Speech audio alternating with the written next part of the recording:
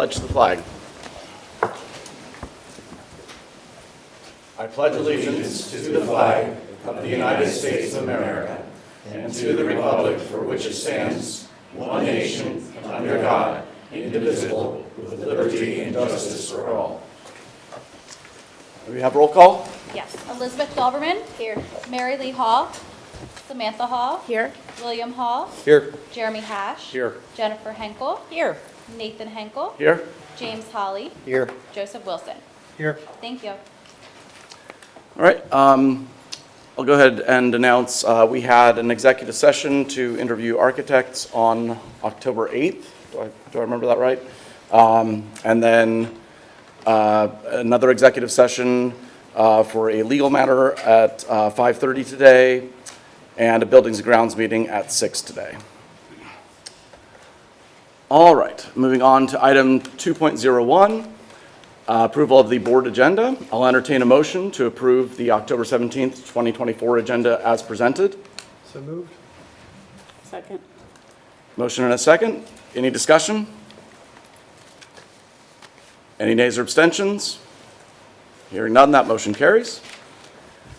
Item 3.01, I'll entertain a motion to approve the September 19th, 2024 minutes as presented. So moved. Second. Motion and a second. Any discussion? Any nays or abstentions? Hearing none, that motion carries. Bringing us to item 4.01, student representative report. Thank you. Caleb, take it away. I'll start off with some dates here. We have SES Picture Day on the 22nd. On the 25th is early dismissal and a teacher in service, which means end of marking period 1. It's been very fast so far. And on the 30th, there will be October Fun Night, which is a great event organized by Student Council for kids in the area to play games and trick-or-treat in a controlled environment, and it helps students and clubs volunteer to either gain volunteer hours or just to have fun. And then November 1st is when report cards are available. The 8th of November is ASVAB testing. And November 15th, winter sports begin. Very excited for that. Haven't watched basketball in a while. And the fall play will be from the 15th to the 17th. And November 18th to the 22nd is American Education Week. And then just some other notes from the past about month. Homecoming, everyone really enjoyed the dance from what I heard. The decorations were amazing. And just a thank you to all the teachers and staff who volunteered their time and really made the event great. And then amazing performances from fall sports. Not surprised, there's been a lot of shutouts from soccer and field hockey. I know both soccer teams are playing tonight. And another note is cross country was ranked first in AA in the county, so good job. And marching band also finished first on their competition on Saturday, scoring a total of 83 points and an award for percussion, which is amazing. Their show is just crazy. I could never. And there will also be a ribbon cutting ceremony November 10th, and that's about it. So thank you. Thank you. Moving on to item 5.01, educational updates by Dr. Leonard Reppert. Take it away. Thank you, President Henkel, School Board. Fall's definitely in the air. Been outside, the temperature has quickly dropped, but as Caleb said, a lot of our sports and extracurriculars are running hot, finishing out the fall season. Just to continue in my monthly theme regarding safe, supportive, and collaborative culture. We looked at September 27th, which was a half day. Our district participated in multiple safety trainings. Huge thank you out to all the individuals that provided the support in the training for all of our district staff. I wanted to send a quick thank you out to the community, parents, and students for your continued support through our extracurriculars, especially with the new procedures that we put into place as we're finishing out the fall season. Just as a reminder, those will continue to be in place for our winter and spring. Just as a reminder, students K through 8 must be accompanied by an adult 21 years or older. Book bags, equipment should not be brought into the facility. Tobacco, vaping, illegal substances, alcohol, weapons are strictly prohibited on student grounds. Next week is National School Bus Safety Week, so I wanted to take a moment, thank all of our bus drivers for what they do each and every day, getting our students to and from school safely. And for the parents and students out there, let's be sure to thank your bus driver for all they do. Bus drivers, Sumner County School District, we appreciate you. Under the supportive, just want to let the school board know the district will be sending out communication to parents regarding participation in the fall PDE climate survey. The survey will be sent out to parents at the end of the month of October. We'll utilize this data to identify how the district is doing, as well as identify areas of focus. Just as a note, our students and staff will also participate in the fall climate survey. And just kind of fast forward to the spring, we will then utilize the same survey for parents, students, as well as staff, so we can look at any changes from the beginning to the end of the school year. So we're comparing the same data, questions and results from the fall to the spring. Under collaborative culture, big congratulations goes out to second grader Jacob Good, who was selected as Lincoln Edge's Student of the Month. So for the board, Lincoln Edge is the online learning platform that our students in our district participate through the Lincoln Intermediate Unit. Some notes about Jacob: he's consistently working at or ahead of his class. And just as a note, Jacob is the first Southern York County student enrolled in the Lincoln Edge to receive Student of the Month honors. So way to go, Jacob. And during my school visits since the September board meeting, I had an awesome opportunity to visit many classrooms. So I wanted to note the evidence of high level of student engagement within the classrooms. Our students are just absolutely amazing. But before I go on, I want to let everyone know that this did not happen by accident. So a big shout out to our teachers for the amazing job they're doing in collaboration regarding lesson development.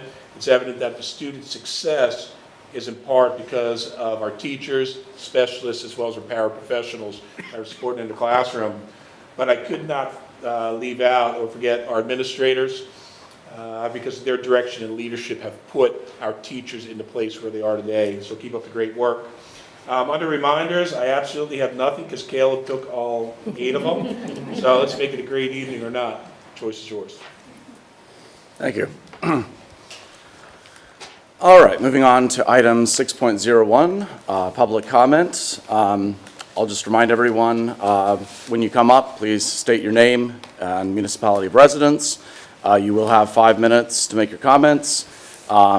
Please refrain from any boisterous behavior during comments, and please make sure your comments are maintain decorum, no foul language, no slander, and we'll go ahead and get in. First one I have is Ashley Morrison.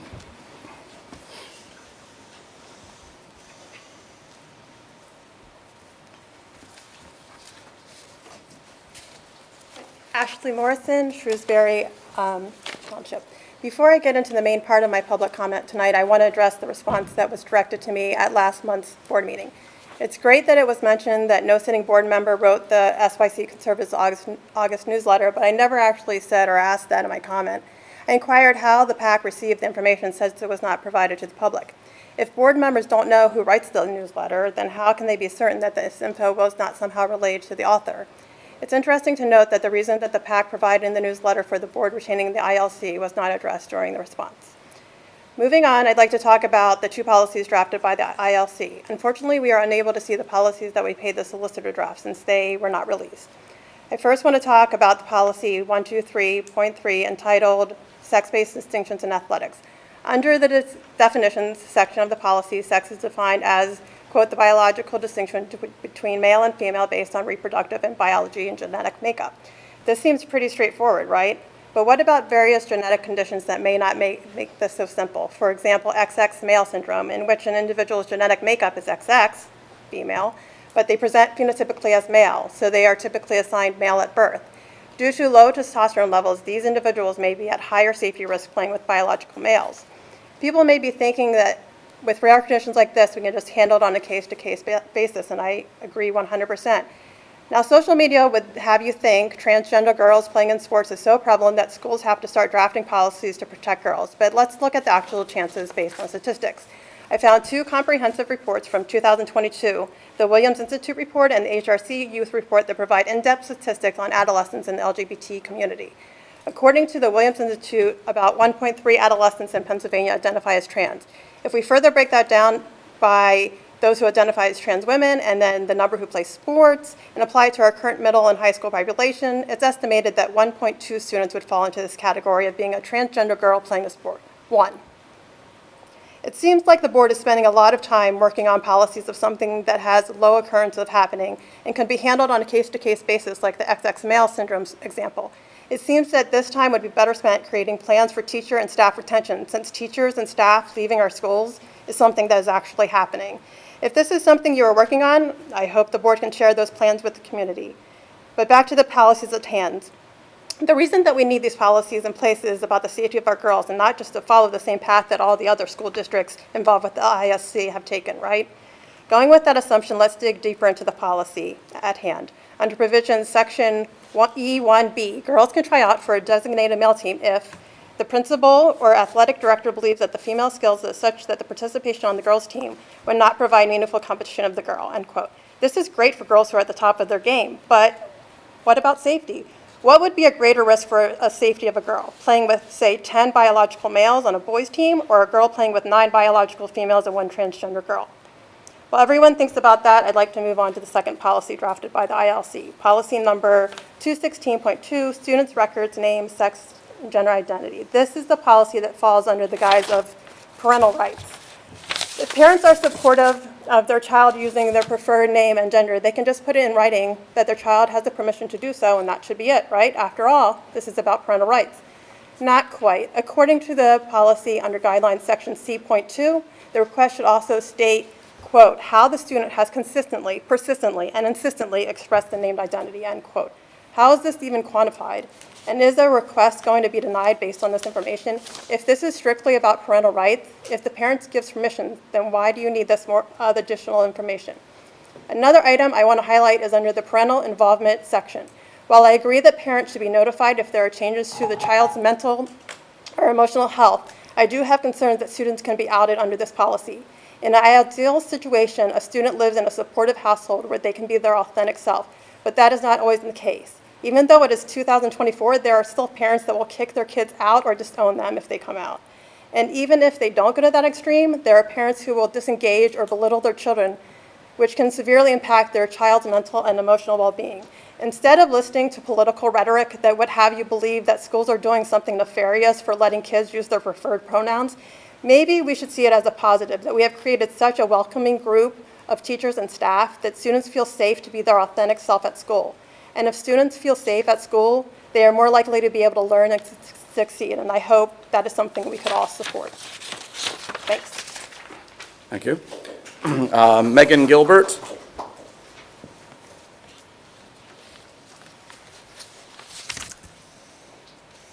Megan Gilbert, and I live in New Freedom. I am here to talk about the proposed changes to certain policies. Because you have not discussed publicly your reasons behind these changes, I am left to go on my own interpretation of what you appear to be doing and what this looks like to me. So when it comes to the changes on instructional materials and presenter selection, here are some of the concerns that I have. You want to delete the line that says principals should go over personal opinion and reason above prejudice. You also want to delete the reference to a pluralistic society, which is what the United States is, cut out the reference to representation of all major religions, and to the reference to the fact that the district should not make an effort to sway opinions. This reads to me that you want to narrow the scope of what our children are exposed to in their education. The purpose of an education is to teach our children how to think, not what to think. In order to do that, they need to read, they need to hear from a variety of perspectives, traditions, viewpoints, ideas. They need to learn about our history, the good and the bad. They need to learn about controversial things. They need to hear about the difficult. They need to hear about the complex topics that we all face in this world. It is okay for our children to be uncomfortable with some of the things that they are learning. But they should be learning how to process these facts, these uncomfortable things, these ideas, these opinions, with the support of a trained educational professional. That professional, the teachers in our classrooms, are not there to advocate for any of those positions. They are here to help our children process and decipher and analyze all of those different viewpoints that are out there. I am not afraid of my children learning about things that I disagree with. They should be exposed to those things. And I also believe it should be those educational professionals that are choosing that material because they know best what certain grades, what certain grade levels can handle those certain information. My biggest concern is the change in the material challenge portion. Of course, it's acceptable to have a policy on challenging material in the classroom.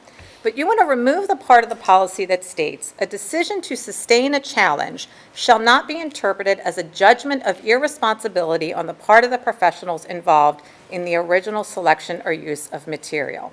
By eliminating that line, it appears to me that you want to be able to punish teachers if material is successfully challenged.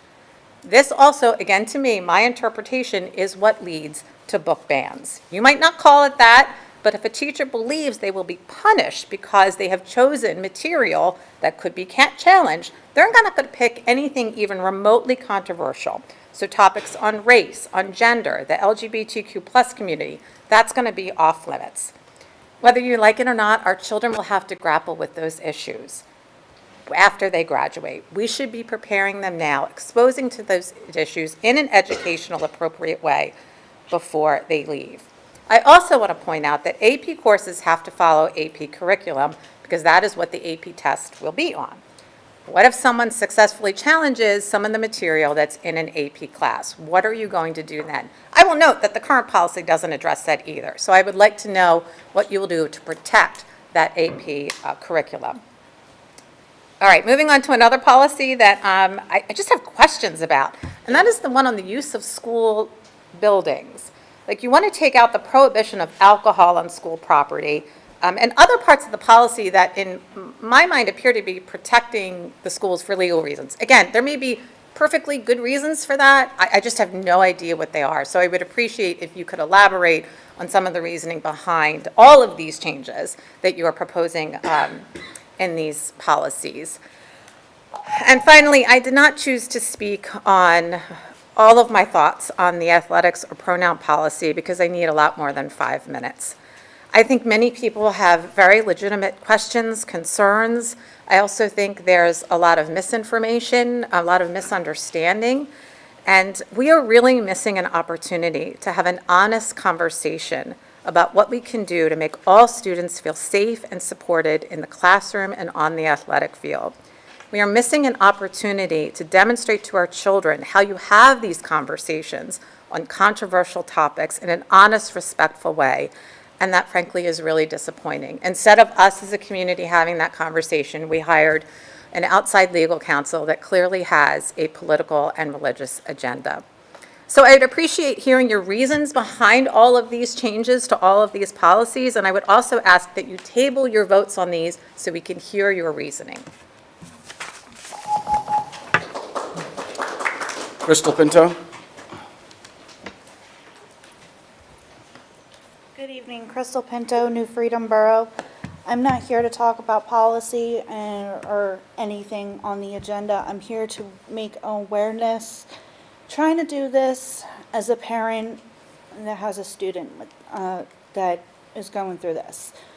My son, Caleb, was diagnosed with Coats disease last year, and it's thankfully, our school nurse in Shrewsbury was able to let me know. And then from there, we went on from looking at 9 different doctors for finally getting an answer because it was one thing after another and no real answers. So Coats disease, if you're not obviously, you're not going to know it because it's that rare. It has to do with the leakage of abnormal blood vessels in the eye. So this means vision loss and possible loss of the eye. Last year, in December 19th, he had his first surgery, and so he had his first surgery in December of last year. Everything went fine. Coming into this new school year, it hit hard. I'm trying not to get upset. Caleb had developed a macular hole in the process of, over the course of last year to this new school year, he ended up having surgery the day before his birthday. Missing school, of course. He then returned to school on the 24th of September. The 1st of October, I get a call. Caleb was struck in the head, which I took him to the urgent care and the ED, finding out that then making sure he didn't have a concussion or anything. Then he ended up we go into the surgeon, and then him finding out that he had a retinal detachment. A retinal detachment, guys, is very, very scary, especially for a 12-year-old. This is the part of the eye that holds, the retina is the part of the eye that holds to the back of the wall. This also is where vision can be compromised. Fast forward, Caleb had his second surgery on the 8th of October. From there, he had developed cataracts. They removed the lens. He had laser, and he is trying to recover from that. He has another surgery coming up on the 29th, and that is to remove the heavy liquid in place of oil. All this information that I'm regurgitating you is what I've been told and what I've been found on the internet, but I need support. My pride and my ego hurts because I need help. And I don't know where else to get it. He's missing, so far, he will be missing roughly about 3 months of school, because he won't return until the week before Thanksgiving break. I have had a meeting with his teachers, but again, I'm just waiting on answers or a theory or something to help us. But again, I'm coming to you as a mother in concern that I'm just bringing this aware that this is going on to one of your students here in the community. And it's not easy. It's very difficult. Someone that loves school can't even go to school. He tells me every time after we leave the doctor's, well, do I have enough time to go back to school? That's the kid that you want in class. So he's made comments to me, Mommy, this feels like cancer, but I know it's not cancer. He's asked the surgeon just to take his eye because he's tired of seeing us suffer. Thank you. Thank you.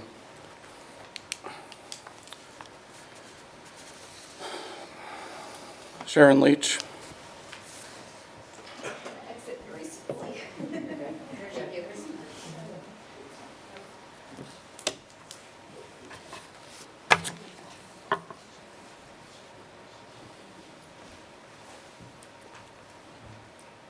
Sharon Leach, and I'm from Shrewsbury Borough. I just want to say my condolences. That was a very tough story to hear, and all the best for the upcoming trials.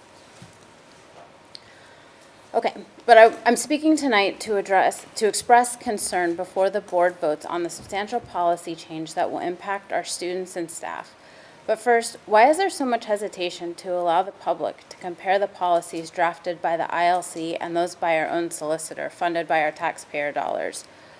I appreciate the two board members raising this point at the last board meeting. The remaining members of the board have promised transparency and are now suddenly against it. This is the exact hypocrisy adopting this policy while touting we are not banning books exemplifies. After reading the policy 109.1 titled Instructional Materials and Presenter Selection, I have become concerned that this revision paves the way for the board to censor a broad range of educational materials, including both books and speakers. Students don't all find the same meaning in every book or have the same takeaway from every guest speaker. That is a given. I hope you agree we are not trying to raise a generation of clones, but rather successful members of society. We value, or at least we should value, different experiences, different loves, different interests, and different growth trajectories for every student. But this policy seems to allow for the opinion of a few board members to outweigh any educational value of a broad swath of literature. This is a really slippery slope to book bans, where we have seen time and time again that books written by or for LGBTQ+ or minorities have been taken off the shelf, despite providing value to a majority or even a minority of students. It shouldn't matter the number of students. Reading a broad range of literature allows students to grow, find their curiosities, become critical thinkers. No one should be punished for giving a child access to books. No one should be punished for reading, and no one should be punished for suggesting a book, period. By updating the philosophy section to remove the statement, principles must be placed above personal opinion and reason above prejudice in the selection of materials and presenters of the highest quality of appropriateness, you effectively open the door so that the board could reject a book or a speaker simply because a majority of the board may not like and/or agree with the message. Written educational materials and speakers would no longer be objectively evaluated based on merit or educational value, but could be rejected because of a handful of unqualified folks' subjective interpretations. A plausible example that could be rejected is a book as simple as The Lorax by Dr. Seuss, where the message is about pollution from more and more industrialization, yet it could be banned because the board may not believe that greenhouse gases are directly related to climate change. Later in the policy, another key item is removed from the request for reconsideration section. By removing item 10, which states, a decision to sustain a challenge shall not be interpreted as a judgment of irresponsibility on the part of professionals involved in the original selection or use of material, the policy now makes fertile ground for there to be retaliation against educators for even suggesting a book or a speaker, or for which the board may have a differing opinion. This seems like it could open the door to extreme measures such as disciplining or even firing an educator for merely suggesting a book or speaker or topic that the board may find objectionable. The policy crafted in this way discourages new literature from being added to the acceptable list out of fear of retaliation for any educator who may wish to submit something new. Congratulations. You have found yet another way to drive away qualified staff, and you have found a way to ban books without banning books. I believe that's called censorship. Thank you for your time. Brad Renahan.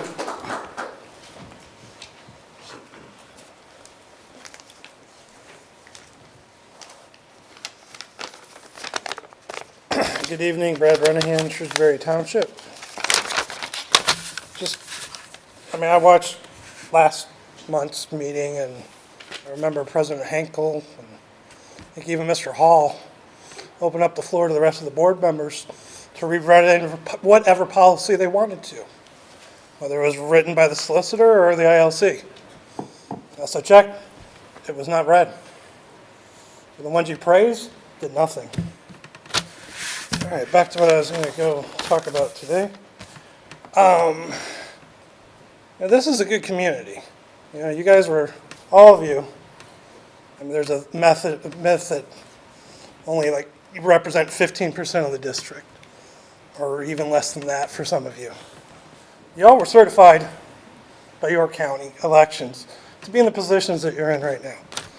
Just a reminder of what kind of community we are and who we represent. It's facts that if you look at the 2020 election, if you go by the voting districts, Trump won. His winning percentage in each one, I'll read through them. New Freedom, he won by 20. Shrewsbury Burrow, 30. Glenrock, 25. Shrewsbury Township, 38. Shrewsbury Township 2, 26. The Cadorus Townships, 49, 50, 32, Railroad, 35. That's all 8 precincts. And if you want the raw numbers, that's 8,588 to 4,534. I'm guessing I'm at least looking at 7, maybe even 8 or 9 Trump voters on the board right now. So again, I asked, who's representing the majority again? Now to the issue that we're on the agenda tonight, about the sports policy. Sports policy needs something when one of our girls' teams plays a team with a biological male. It's not in the draft thing, but we just need to somehow address something like that. I know local area, but sometimes you play in a tournament, teams from other states, other parts of the state, you might run into that situation. But a fact is, you do mention about puberty. I mean, pre-puberty, there's no difference between boys and girls. After that, men develop heavier bones. They develop nearly twice as much muscle skeleton across their skull, upper body. Some of the bone growth, example, shoulder width and jaw, is just disproportionately greater, resulting in noticeably different male and female skeletal shapes. The average adult male has about 150% of the lean body mass of an average female and about 50% of the body fat. Facts, men's 100-meter record is 9.58 seconds. Women's is 10.49. Weightlifting, there is a common weight class. 81 kilograms, men and women compete at. That's 178 pounds. Men, their snatch, clean and jerk combined is 833 pounds. Women, it's 626. That's over a 200-pound difference. Are we getting it? Men are different than women physically in sports. Did you know the girls' basketball is smaller than the boys' basketball? There's a reason for that. One I want to bring up is there was an incident of a volleyball player. Her name is Peyton McNabb. She plays in North Carolina, or did play volleyball in North Carolina, until an incident 2 years ago. Her team played a male, transgender, a male, who spiked the ball and hit her in the face, where she was knocked unconscious for 30 seconds. This is facts. She went to the doctor and later found out she had a severe concussion, a brain bleed, and permanent whiplash. She has partial paralysis on half of her body. She can no longer play volleyball, and actually she wanted to play softball in college and has diminished ability due to paralysis on the right side of her body. She has memory issues, and she needs special accommodations to take tests. You know how the video got out? Was on that other player's recruitment video for college. That's absolutely disgusting. Thank you for your time. Thank you. Steph Muser.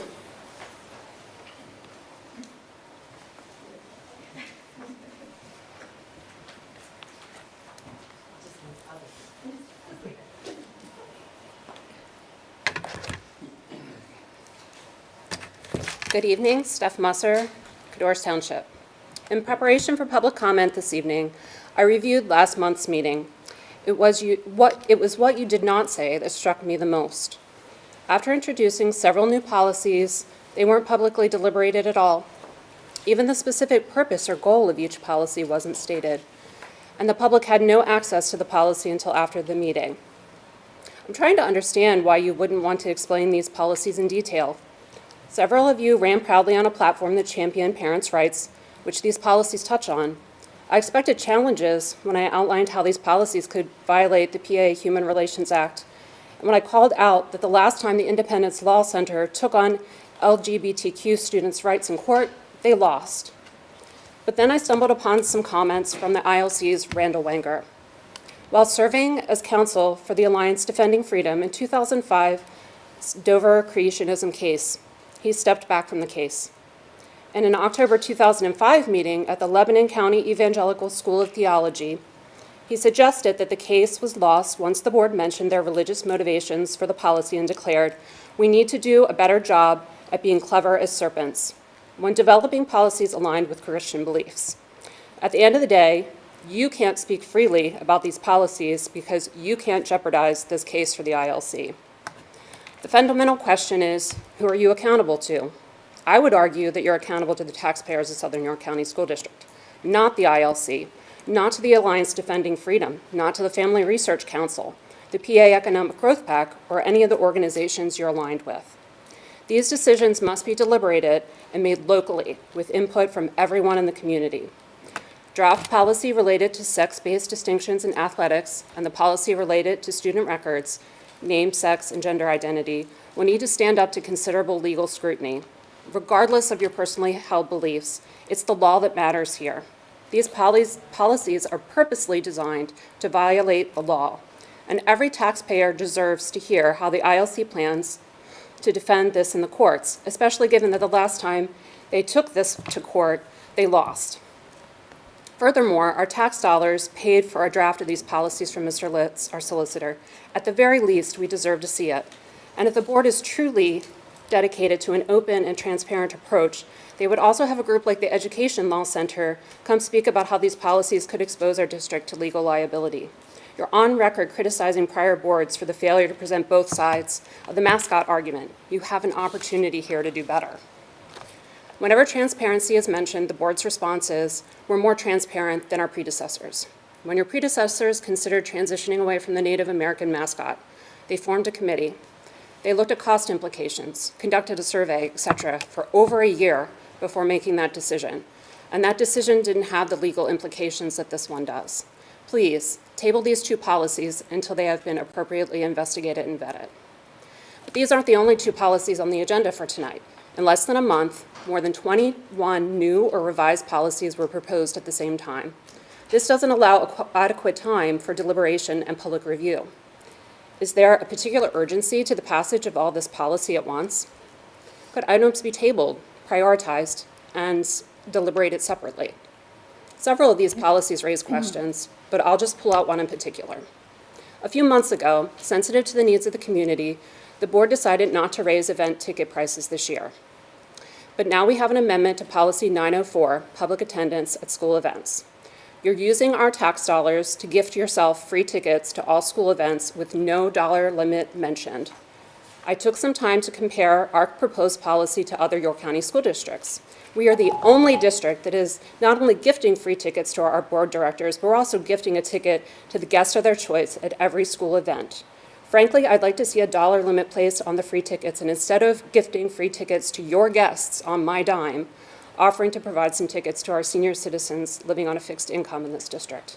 In closing, I urge you to please table policy 123.3 and 216.2 related to sex distinctions in athletics and student records as they relate to name, sex, and gender identity, pending true and open deliberation of the policies, and to consider prioritizing the policies that must be amended immediately due to changes in the law, while offering more time for public review of the balance of policies.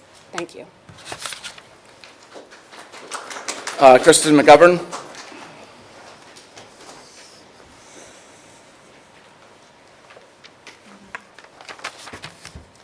Christen McGovern. I live in Shrewsbury Borough, and both of my kids go to Shrewsbury Elementary. When I started reading the proposed policies that are up for approval tonight, I was angry, particularly regarding proposed policy number 216.2, student records, name, sex, and gender identity. Under the section about addressing students, it says, quote, "A student wishing to change his or her means of address will be treated with respect in the classroom and school environment." Then, end quote. Then it goes on to say, quote again, "This policy forbids forcing school personnel or students from speaking names or pronouns in violation of their conscience," end quote. Interesting that this section is titled Mutual Respect because this doesn't show the effective students' respect. They are asking you to respect them because of how they feel about themselves, and you are making it okay to say, no, you don't deserve that respect because I don't agree with how you see yourself. Your role is to make school a safe and supportive place for all students, without discrimination on the basis of race, color, age, creed, religion, sex, sexual orientation. Quoted from the policy manual for the district. How is school a safe and supportive environment when a student cannot be called by the name they identify with? This policy would make it okay to be disrespectful to certain students because you don't agree with how they project themselves. What if a student doesn't have support at home and they are coming to school hoping for support and a safe space? This policy gives a reason for any teacher or personnel to not acknowledge that student as they tell you they are, which could be detrimental to the student's mental health. It could put them into crisis or worse. This student is asking to be accepted for who they are and respected as any other student, but this policy says they don't deserve that. You can talk all you want, but actions speak louder, and this is your action. Trying to put a policy in place that is disrespectful for certain students and laying the groundwork for a mental health crisis for these students. I urge you to vote down this policy. It is disrespectful, mentally harmful, and discriminatory as it only affects a minority of students. All students deserve the same level of respect and support in our schools. Thank you. Samantha Cole.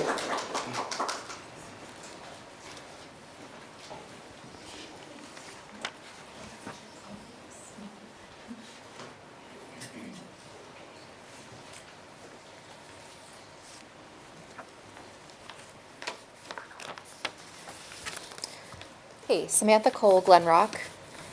I'll try to speak quickly. This month, a highly emotional newsletter was published by a PAC to which the majority of this school board belongs or has belonged to, which still prominently features photos of 5 board directors on the homepage.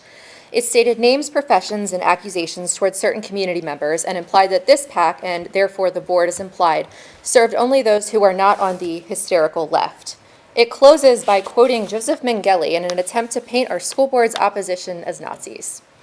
The push to protect girls and women in sports is, as you all know, a thinly veiled dog whistle meant to make the push to ostracize those in the LGBTQ community seem more palatable to the public. I can speak to that because I'm actually a woman and was once a girl in sports myself, unlike the majority of this board. Your first move was access to our kids. Now the focus is on strategically placed hurdles to make their lives more difficult, such as parental permission requirements to go by a nickname. As someone with a hyper-feminine first name that shortens to a unisex nickname, I'm curious if there would be a policy issue for any girls named Samantha who wish to be called Sam, or would additional scrutiny somehow start to apply just in case Sam, the female, started to dress a little too androgynous for this board's liking? If Robert decides to be called Bobby instead of Bob, would that require permission as well, since Bobby can be a girl's name? What if calling him a name that he doesn't like is distressing enough to him that he would rather sit at his desk and cry instead of focus on his worksheets? Do we prioritize his education in this instance and just start calling him Bobby, or does he lose several days of education in distress because a conference needs to be arranged to determine if he's being socially transitioned against his parents' wishes by his liberal teacher? Next, as we have seen, it could be windows installed in the gender-neutral bathroom, so anyone choosing to use them knows they specifically are being observed as the problem or something different. This comes with hysterical and emotional language to make the possible existence of a transgender person seem like a much larger threat to our students than it actually is. As a woman who has used a public restroom, I have never once been threatened by a trans person or a man in a skirt claiming to be trans just so he could get access to me. I have, however, been followed and harassed by many cis and seemingly heterosexual men throughout my life, just trying to do something as simple as find a stairwell. I can tell you that any hesitation I have in speaking at this meeting is not in any part due to a possible run-in with a trans person in the parking lot later. It is men behaving badly that make women and girls, whether in sports or elsewhere, unsafe. And you know it. When discussing the observation windows in bathrooms, a fellow community member mentioned they would remove their child from this district if it happened here. But that's the intention, right? To remove everyone that your movement does not understand or agree with from the schools, the district, and beyond. It's the trans kids today, but under the guise of safety, rights, or the need to scapegoat anyone else, the very history referenced in that newsletter has shown us it won't stop with them. And to be clear, even if it did stop with the trans kids, they are worth speaking up for. Women and girls in sports don't need protection from a possible trans person, but all of our students need protection from small-minded, bigoted men in power and the women who think they will somehow be exempt from the policies put in place if they smugly smile and play along. We saw this in May when the female student representative, Caroline Dumm, could not get an answer from the board president as she asked about their intention for trans students in sports. If the goal is to protect students like her, why avoid the question? Don't the suffering girls and women of York County deserve to know that they should be thrilled by your chivalrous commitment to saving them? And if we need protection so badly, why are women specifically being named, shamed, and targeted in your official PAC newsletter? Is it because you're using us as pawns to push your agenda of hate and you know that we see right through it? Don't you hate that we're educated enough to know what you're doing? In 1933, the Nazis sought to reduce the visibility of the LGBTQ community by closing their safe spaces, such as bars and meeting spots, and increasing police surveillance. This quickly moved over that first year to dismantling their means of communication, such as the press, along with book burnings and other typically fascist behavior. Just 1 year later, any suspected gay individuals were on a centralized list maintained by the Nazis, not that much unlike an official record of students who have parental permission to use a nickname. Over the next several years, this same community was falsely painted as a threat to be managed to protect the rest of society, meaning arrest, torture, and of course death. Our Nazis are in an uproar about pride flags in a classroom. They overreact to someone wanting to try a different name or safely use a restroom. They increase surveillance, loosening restrictions for board members or drilling holes into bathrooms to observe, because our board is focused on the moral crisis of being gay rather than the real issues facing our kids. Next, will it all become too complicated to manage, and thus the board decides that being gay is just too much trouble for the rest of the district and bans it all together? Yes, the Nazi playbook is being followed. So letter writer and school board, you can rest peacefully knowing that the good guys are doing something about you.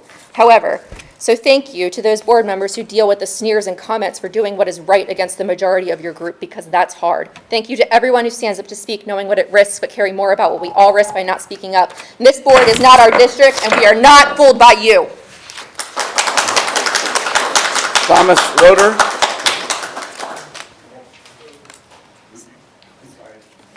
Thomas Roeder? Yeah, that's me. You guys, you care if I sit here?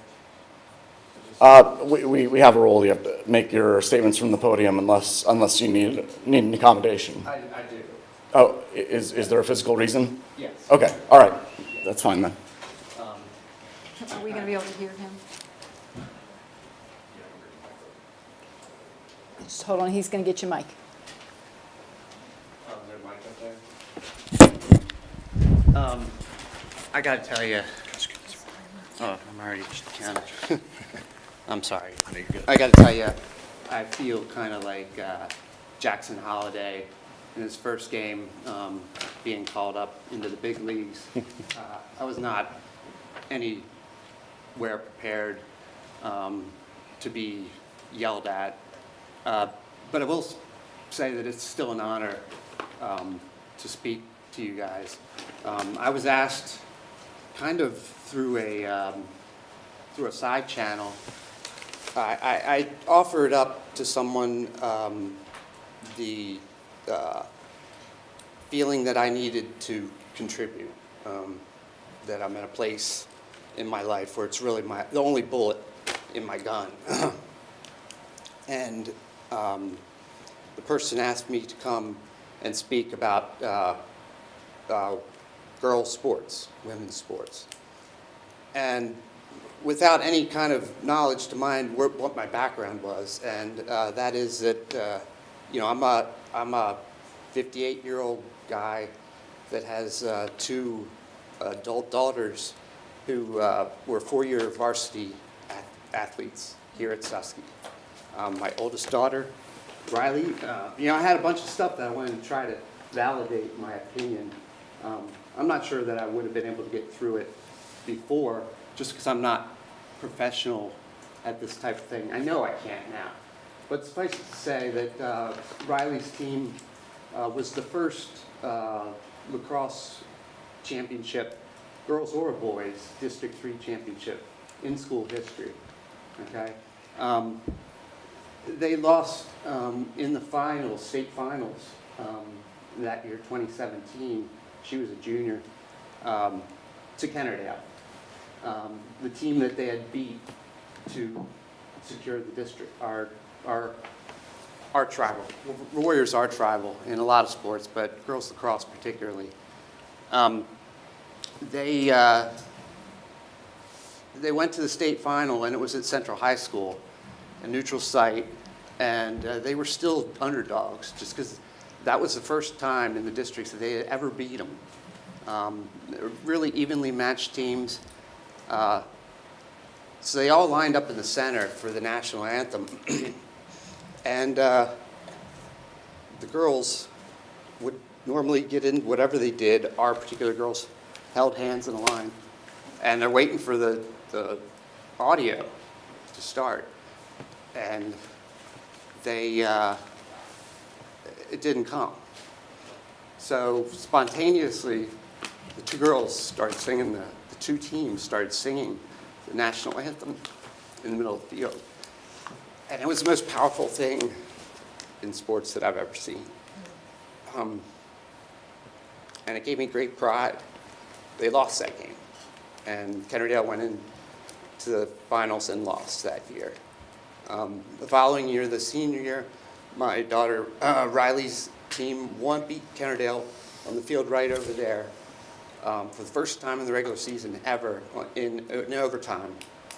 She got an assist from her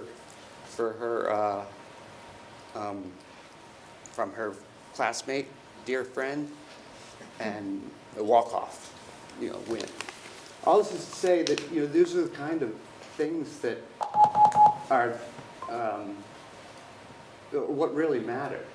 The woman back there, you really grounded me in this presentation because that's the real stuff. I didn't come prepared with policy citings and all that stuff. It's just there's right and there's wrong. And my girls' experience, my Addison was 4-year, 2-sport, varsity, all county, all 4 years. She decided she didn't want to play anymore. Her experience here at Susquehanna was enough. I don't know why we would be promoting any deterioration of that in any form. You just do what's right. The girls work hard.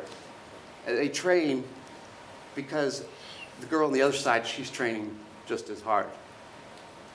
And that's all I got to say. Thank you. Captain Jack Smith. Thank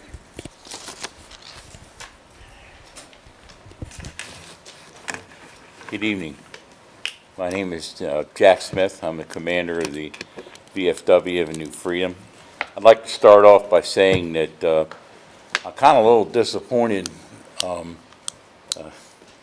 I had brought up in August, I believe it was, the Voice of Democracy and Patriots Pen contest, which the Veterans of Foreign Wars sponsors. There are several awards that we give out for it, and then there is a possibility of going on to national. We haven't received any essays or anything for it yet. So I just wanted to bring that forward, and I talked to the assistant superintendent here, and he's going to reiterate to the schools possibly of going on. I was really shocked to find out that there's quite a bit of animosity about policies of the school board and everything else. By the way, I'll reiterate something I said back in August. I didn't vote for any of you people, so just to let you know that. But somebody did vote for you. Somebody did put you in office. And I wear a shirt that many people might have seen here because I'm a clock operator for most of the sports here. And on the back of that shirt says, I may not believe in what you say, but I have defended with my life your right to say it. And one of the most precious things that we have in this nation is the ability to get out and vote. I am also a worker at the polls at Grace Church for Shrewsbury Township, And we don't seem to fill up everything, and the last election we did have quite a bit of confrontation about one of the elections that was going on. I really would like to see the animosity go out the window, and if you're a firm believer in it, get yourself to the polls. I believe here in Pennsylvania now, we have early voting. Get out and vote, people. Get out, and if you don't like what's going on at the school board, vote somebody in that's going to do it correctly. It just bothers me. I know right now I am trying to build a new VFW in New Freedom, and it's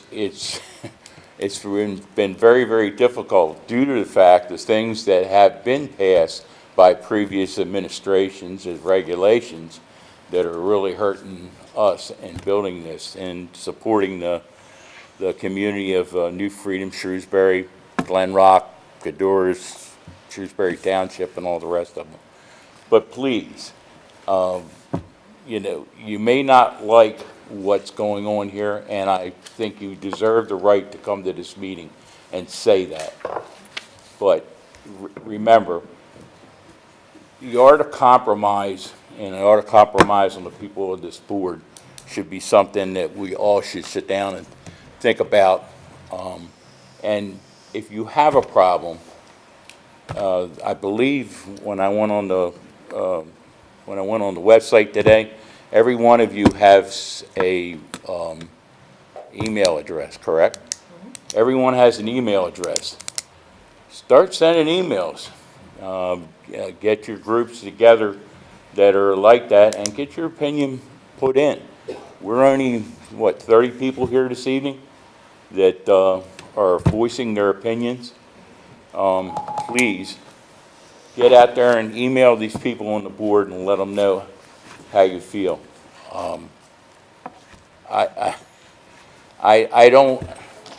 My children are long grown, and my grandchildren don't even live in the area. As a matter of fact, one of them doesn't even go to public schools. So, but just make it known, And I'd like to say one more thing.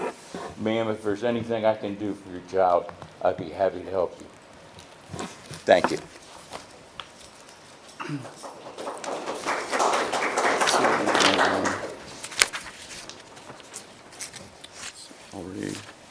Brian Raffensperger.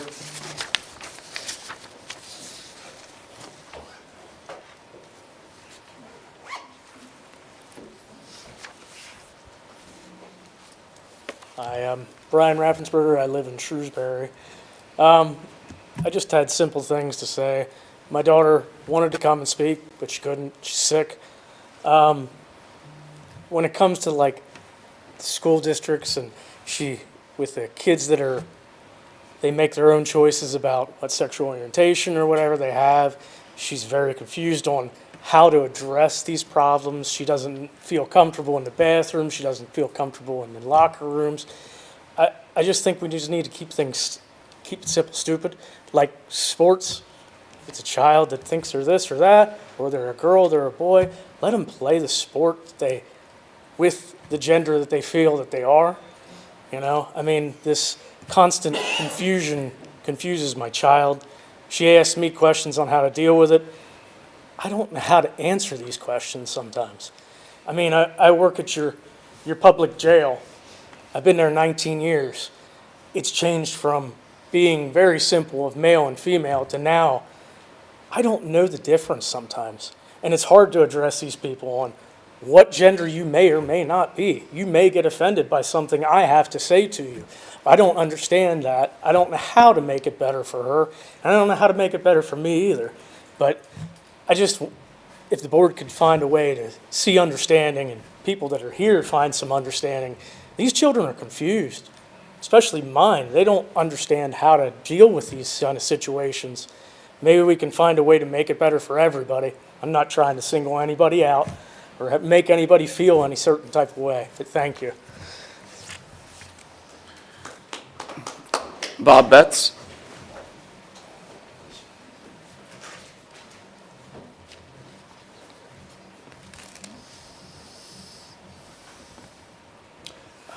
Good evening, Bob Betts, Shrewsbury Township. We all have roles in our children's lives.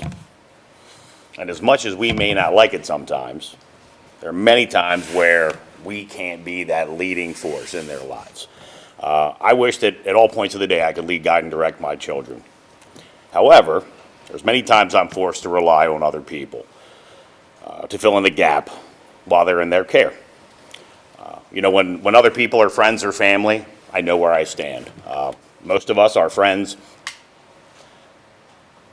emulate the same thought patterns we do. We choose our friends usually because they remind us of us. Family's a little different. You don't get to pick your family.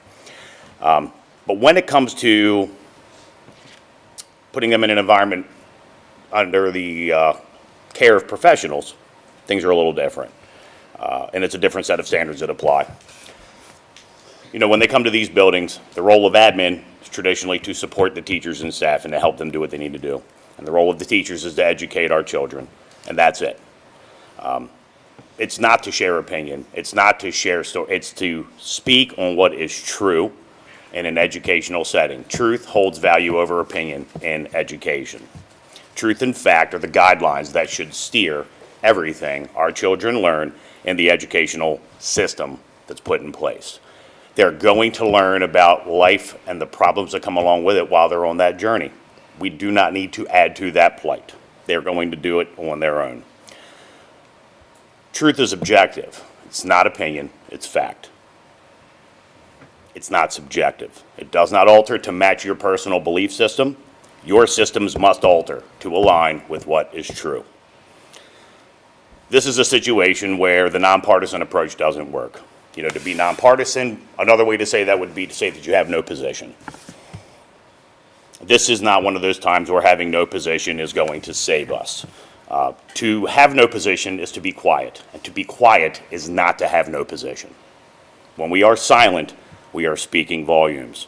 We're saying that we don't care enough to speak about what's good, right, and true. Or we are saying that we agree with what's going on and we are not brave enough to speak out and agree with it. We cannot take a silent stance anymore on the education of our children and on the environments they're put in. Many of us were here years ago when we were arguing against mandates for masking, mandates for certain behaviors in the buildings. We all stood here and screamed for parental rights. Parental rights still matter today. I, as a parent, have the same rights that any other parent has. Those parental rights are at home, where we take the opportunities to speak to our children. When they come here, we are giving our kids to professionals who we expect to operate in a certain way. In a school system, we teach children what's true. We may not like the truth, but the truth is always true. Here's what's true. Boys are boys. Girls are girls. They are different, no matter how they think, feel, or look. They are different. There are always exceptions to the rule, and those usually come in a very minor faction. Boys and girls need to have their own spaces. They need to have their own sports, their own restrooms, their own locker rooms. We do not let the children run the buildings with how they feel. We are the adults. We set the standard. They follow the standard. They need to hear the truth, and they need to hear it from us. The truth is simple. They are loved. They are valued. They are valuable, and they have a purpose in this life. And that purpose is to be the best thing that they can be. They cannot be that if we affirm poor decision-making and choices. We have to assert truth over our children. We can't foresee how every person will be impacted by every policy. There is always variation, but we are a nation of laws and rules that are made based on generalized statistics, not the abnormality. We need to stop affirming these harmful ideas and assert truth to our children. The ILC has been attacked as being a religious organization, and it has been said that these policies are in place, or these policies going in place would be an attack on the freedom of religion that the Constitution spells out. The Constitution says simply that freedom of religion is the right to practice your religion. It does not say that everybody has to like it. We have the right to do what's right for our children, and I hope that you guys do the right thing. Thank you. Mary Nace?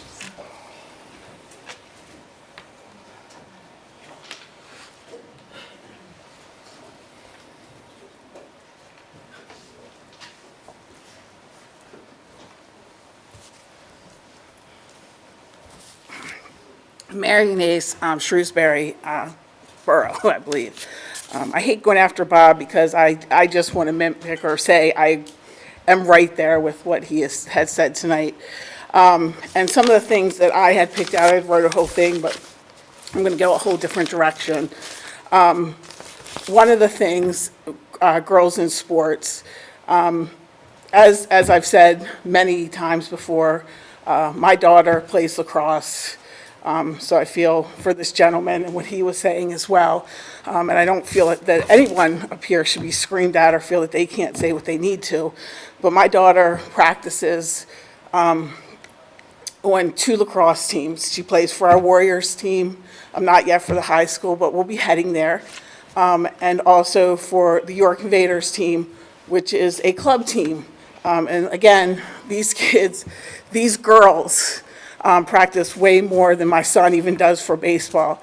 She is out at night in 30-degree weather on the park and ride practicing. She is up at 6 o'clock up in Lancaster practicing.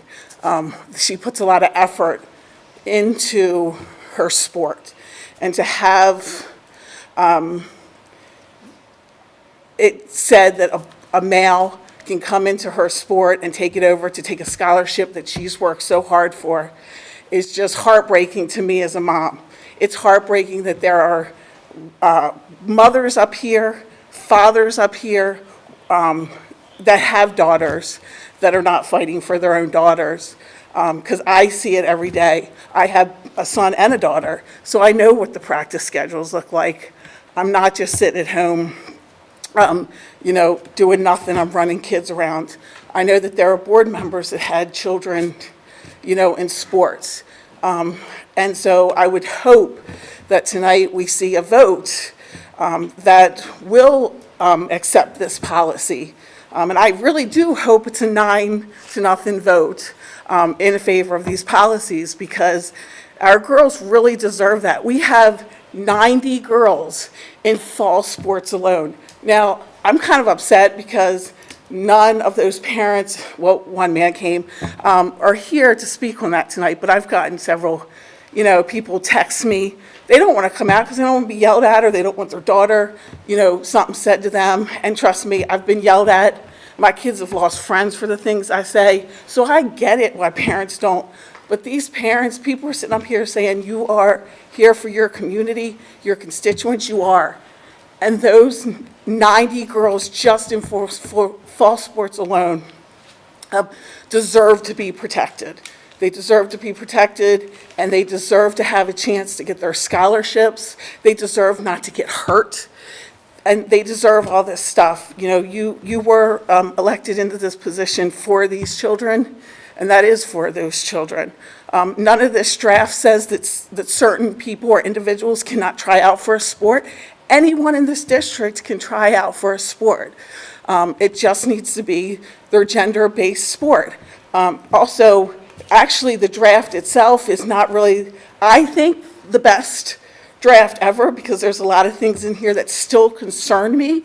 But I'm going to assume that it was, even though it was the ILC and everybody's against the ILC, that it was within the law of what needs to be done. So hopefully, eventually, some of our laws will change, and some of this can even change even more. I want to just say that I know that girls really deserve this opportunity. They work hard, and if there needs to be mixed sports, so be it. That's fine. I don't have an issue with that. Girls, at least then will know what they're kind of coming up with. So I do hope you vote for both of these policies. I didn't get to speak on the other one, but I do hope you vote for both of these policies and in favor of them tonight, because we need to also have parents be able to know what's going on in our schools. And this policy will help that happen. Thank you. Thank you. All right. Moving on to 6.02, board discussion and public comment. I would encourage everyone to, if the public comment was about anything that will be on the agenda later, save your comments to that time so we can just have them as part of our deliberation. Is there any comment on anything that was not an agenda item here? Yeah. So I wanted to just go ahead and say we had 2 public commenters that were specifically talking about 109.1, and I do intend to follow up with those, so if you want to stay for that or watch the video feed later, I will get to those. To Mrs. Pinto, my heart is breaking for you. I am just so sorry, and I would like to get in touch with you later on. I'm sure that there are things that our district absolutely can do when it comes to the special challenges that your son is dealing with right now when it pertains to educational needs. Absolutely, I'll be in contact with you. Mr. Captain Jack Smith, his head popped up. I have to say that I look forward to you telling us all that you did not vote for us every single time. And this is not going to be a requirement, but if I could mandate maybe that you do it every time forward, you are a breath of fresh air, and I don't think I've ever met anyone that can say anything like that with such genuineness and honesty. I adore it. Thank you, sir. And I think that's unless you want to vote for us in the next election. There you You won't be able to say it anymore, but I will accept it. but- No, I'll allow it. Anyone else? Yes, I have several things I'd like to talk about.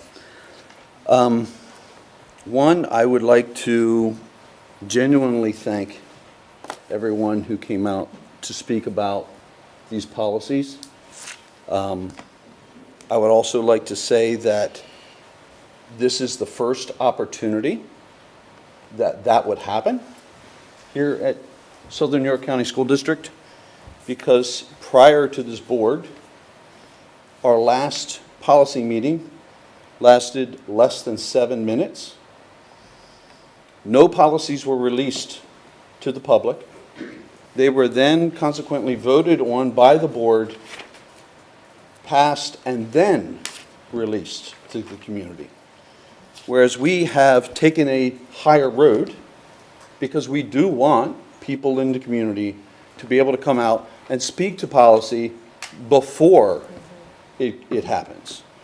So I do think that we have made a genuine effort to put the policies forward for you to be able to see what they are. We did not put forward policies that did not come to the table to be voted on because they never made it to that level. But we did put forward all of the policies that came to the level of being voted on. I would also like to say that our policy of vetting books is not new. For any of you who have been paying attention for a long time, Ms. Weaver-Watts did that for us prior to Ms. Henkel doing that.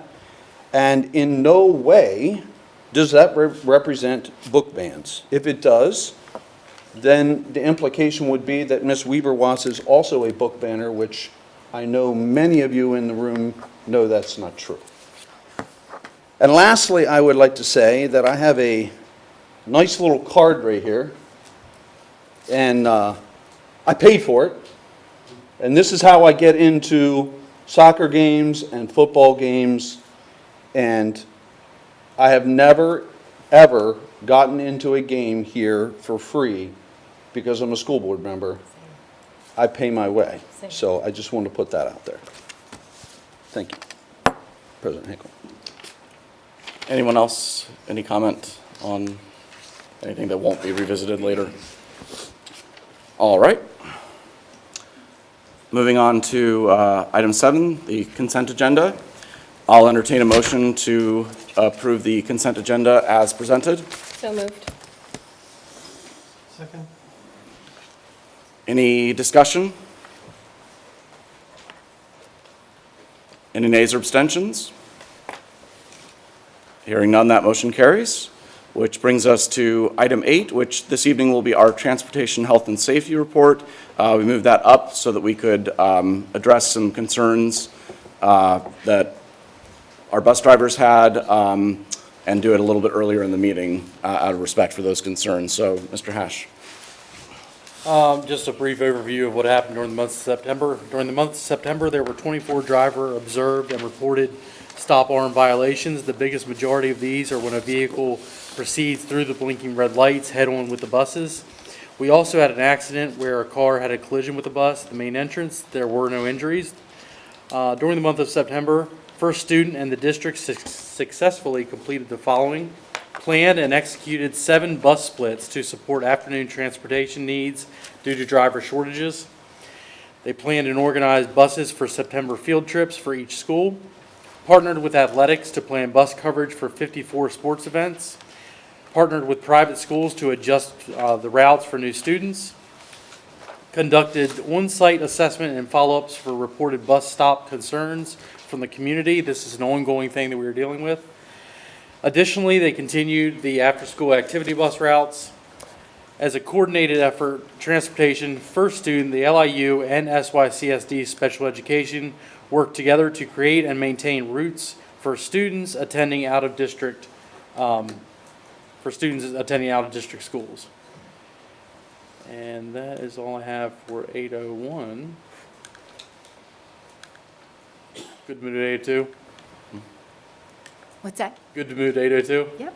Okay. 802, a little background on this before we talk about it. The district and first student approved a 5-year contract in October 2019 with 2 optional extension years. 2024 is the final year of the 5-year contract with 2025, 2026, and 2026, 2027 as the optional years. We have a good relationship with first student, and while we are sometimes short on drivers, the partnership is strong and the drivers are dedicated to the students. First student, with Susan leading the way on that and heading up that, they have agreed to exercise the 2 available option years. They asked the district to consider the following amendment to the contract, however. In the event the district has in-person operations of less than 180 days, in-person days, first student shall be compensated 50% of the daily rate for any days less than the 180 days threshold. This is for any bus, minivan, everything. Since the contract was agreed to in October 2019, we now do not always have 181 in-person instruction days due to virtual and things of that nature. So, any questions about that so far? Ms. Green, you explained that before, the reason for this. I think that might be useful. Sure. So one of the things, as Mr. Hash pointed out, we typically in the past, prior to probably the 2018, 2019 year, we would have 181 days, and if we had a snow day, we'd make that up because we really didn't have the technology and things in place to do virtual days. Now that we have that, we don't always make those days up. We may have a virtual day on a snow day instead of making that up in another time. Added to that, we also have, through the Department of Ed, there was a change in regulations that it's now based upon hours instead of days. So those things all kind of add together. When you look at first student, one of the things that they do, they divide their costs out by the 181 days. A lot of their costs are fixed costs for their buses, for their depot, and for their management staff.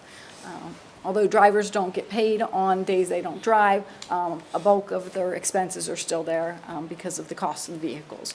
So I know a lot of people don't understand, but we don't own those vehicles. We don't own the depot. That's all owned by first student. So as we were looking at it, this is a compromise we made during the pandemic when we didn't necessarily drive on Wednesdays. So I think it's very fair, the 50%. Because the alternative to this would be we would negotiate, we would need to negotiate something that they would have to build in the fact that they would assume which days we may not drive, and that would have to be built in. Now we can do it based upon what actually happens, and I think that's more favorable to everyone. Okay, we have a great partner. I do want to add, we have a great partnership with them. Our drivers are wonderful. We want to make sure it's been a very long partnership. We want to keep it going that way. Thank you. So I would like to put forward a motion to approve the 2 extension years to the first student contract with the following amendment. In the event the district has in-person operations of less than 180 days, first student shall be compensated 50% of the daily rate for any days less than the 180-day threshold. This is for any bus, minivan, or van route. So moved. Second. Any discussion? Nays or abstentions? That motion passes. Moving on to 803, we have a Bus Safety Week.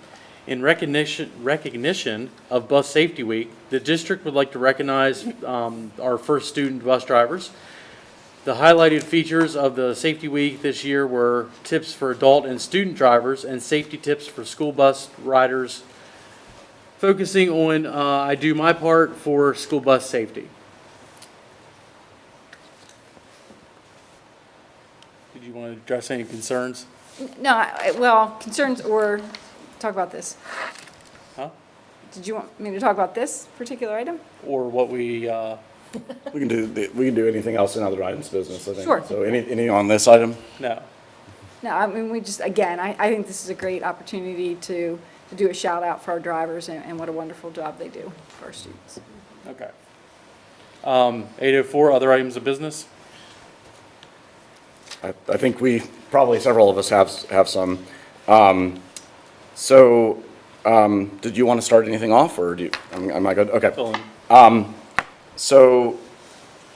Just want to mention this before I forget it. During the Buildings and Grounds meeting, we talked about signage out for the 2 drives. I also heard that one of the concerns of the bus drivers is that the back drive where they have to enter and exit there's a turn pretty close to there that makes that very difficult. I think I heard a 6-second window to make that decision about whether to go or not, or actually make the turn. And I know we can't have flashers. Is there any possibility of having mirrors there, like on a post, especially for the curve, so that they can see maybe oncoming cars coming around the curve? I'd have to check. I don't know the answer to that. We'd have to check, but the one thing I will add is it is highly regulated by PennDOT. Yeah. So I know we talked about that in the last meeting. I can kind of reiterate that. We'll continue to work through that. I am hoping with the new signage that we hope to get in as quickly as we can, that will help too with the signs. Because right now there is no sign like announcing that school, there's a school entrance coming up. So I'm hoping that'll help. But we can check on mirrors and we can continue to have those conversations as we work through it. I mean, we've talked about, if, sometimes you'll see on the road, it says school ahead. I mean, we're trying to look at all the options we can, but we have to get approval. And it's not Yeah, something of we course. can- Yeah, and I know you know that, but I'm just making sure Yeah, everyone no, knows, like, good to have I'm that. hearing often, like, well, why can't we just go out there and do that? And we just can't, because it's not, it's a PennDOT road, and we have to follow their regulations, so. Understood. Yeah, so I definitely know at the board, because we've talked about it extensively, but from a public standpoint, and even working with our drivers to understand, like, we're really trying to listen, but our hands are tied on some of these things. But we'll keep working on it. Okay. And then I had, with the other issue, or another issue is some student discipline incidents on the bus that are, for some drivers, it seems to not be as big a deal, but for others, it's really challenging for them. So I wanted to ask a few questions just about our current policies and procedures. I know some of these have been frustrated by the lack of a depot manager, and so in some cases, practice may not match, theory may not match what we're actually prescribing. But I'd like to understand, because I heard from a couple of different people about the full chain of reporting for discipline incidents. So I'd like, and as part of that, I'd like to understand when a driver needs to report an incident, what options do they have available to them? I know that they can file a form after the run. I know that there are issues with privacy with radioing in incidents, but I wonder if there's any ability to maybe radio something in and then get a follow-up later. Because if I were driving a bus and I had like 3 or 4 incidents, I'd have forgotten the last one by the time I was done. I don't know how they do it, but. Yeah, I can definitely Yeah. speak to that. Yeah, thank you. So we do have radio communication, and I'll also throw it over to Dr. Reppert to add into that. So we do ask that our drivers fill out an incident report for the students. Even if they have worked with the student and handled the incident, we like to know what's going on in case we have future incidents. But as far as radioing in, they can definitely radio in. There's a couple things they can do. If they're having a more serious thing or maybe multiple children, they can pull the bus over. And we ask them to let us know that they're pulling the bus over for student management, because of course we want them to be concentrating on driving. So if they're not able to do that, they need to pull the bus over. We ask that they let us know when the bus is moving again, so that we know everything's okay. If it's been a couple minutes and we don't hear, we radio out to them to just make sure everything's okay, because we may need to send someone else out to help them. If there's, maybe we have to send an administrator or someone to the bus. We usually don't have to do that, but again, we like to have communication with the drivers. If they're driving along and they have a situation, we ask them to not name the student because it's going out over the airways. But they can say that I have a little one that's having a challenging day. It just happened, so we now know it's 3:04. We can write bus X and the time, and then we know we can pull that video. That helps them. We can then identify and help when they get back to know when we need to pull the video for those behaviors to try to help the child. So those things are all things that we can do, and we hear, on the radio, we can hear on the radio that, I'm having some challenges today. Okay, what can we do for you? And we work through that. But there's a way we can do it with it and help to kind of figure out where it is on the run without identifying children over the radio. And as far as the chain of reporting, that of course begins with the driver, where does it go from there, both in terms of going up the chain and back down the chain? Okay. And what is the protocol? I know that maybe what happens is sometimes different from that, especially with the depot manager position being kind of unfilled at the moment. Right, so we'll tag team on this. So it comes over to the district. It comes to our transportation department. We keep records by school of the violations, like we have a little binder, by school of the incident reports. Then they go over to the buildings where the building administrator takes care of what's going on with speaking to the child, speaking to the parents, depending on the level of severity, issuing consequences, working through those things. And then they do get an email return back. That's one thing we're going to work a little bit more on, making sure that that email comes back and then it gets to the driver. So it goes back to the depot currently? Yeah. Well, we're going to have it go back to the depot and back to us, so that we in transportation can make sure that it's coming back, and then we can make sure that first student is getting it to the driver. So we'll work in conjunction. We have a follow-up meeting, Dr. Ruppert and I, early next week, that we're going to work through that and make sure that with our new depot manager. So welcome to Tristan, who was new yesterday, our new manager. We're going to work to make sure that we're closing that loop. So no. Yeah, and I'll echo what Mrs. Green said. I think closing that loop is very important, because the feedback we receive from the bus drivers is we don't know what happens. So by closing that loop, and from the district sending back to the depot, here's what some of the action steps, what we've addressed, we'll close that loop. I do want to make note, though, that if there are specific consequences, a seat change, or something that's administered from the building level, that's communicated with that bus driver, so that bus driver knows whether it's for the next morning or for the afternoon, that little Jeremy is now going to be sitting in bus seat 1.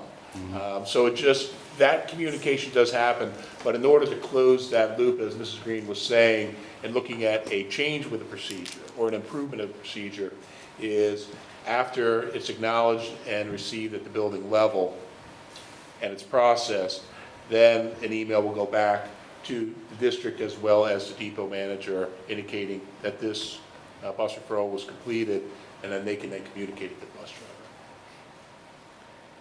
Thank you. I have a few things. I was very impressed.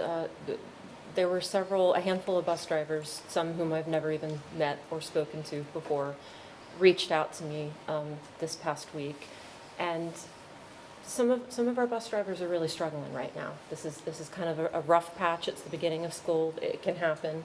Some of the routes are a little bit more challenging right now. We're kind of working out some of the kinks and things. And student behavior definitely is the highlight right now that some of them are struggling with. It's not every bus driver. It's not every route.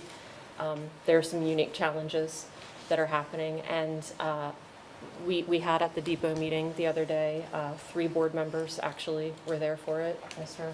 Wilson, Mr. Hash, myself, and Mrs. Green, and Dr. Bryson, and Dr. Reppert, and that's atypical. So I think that was a good showing of, we're serious about this. When our bus drivers reach out to us, we care about them. They are a resource and asset to our community. We certainly don't want to be in the kind of shape that some other districts have found themselves in the past, being short with bus drivers, not having the appropriate means that, and one district not that long ago had to go virtual for 2 weeks, I remember.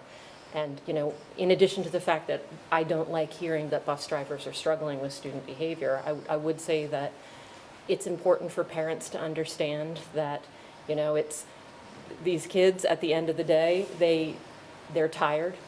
They've all day long had to deal with good behavior and struggles and academic challenges, and so then they get on that bus and it's hard for them. So if we can have parents remind your children that there's a living, human, breathing being behind the wheel that is responsible for not only their safety, but the safety of every other student on that bus, that we need to start showing some good behavior. So if every parent in our district could have that talk, whether you think it's your kid or not, we need to be a team with this. And I was just really encouraged that our admin made a point to show up to that meeting, that told those bus drivers that they care, that told those bus drivers that they're willing to work on things, whether it's a breakdown in communication, what have you.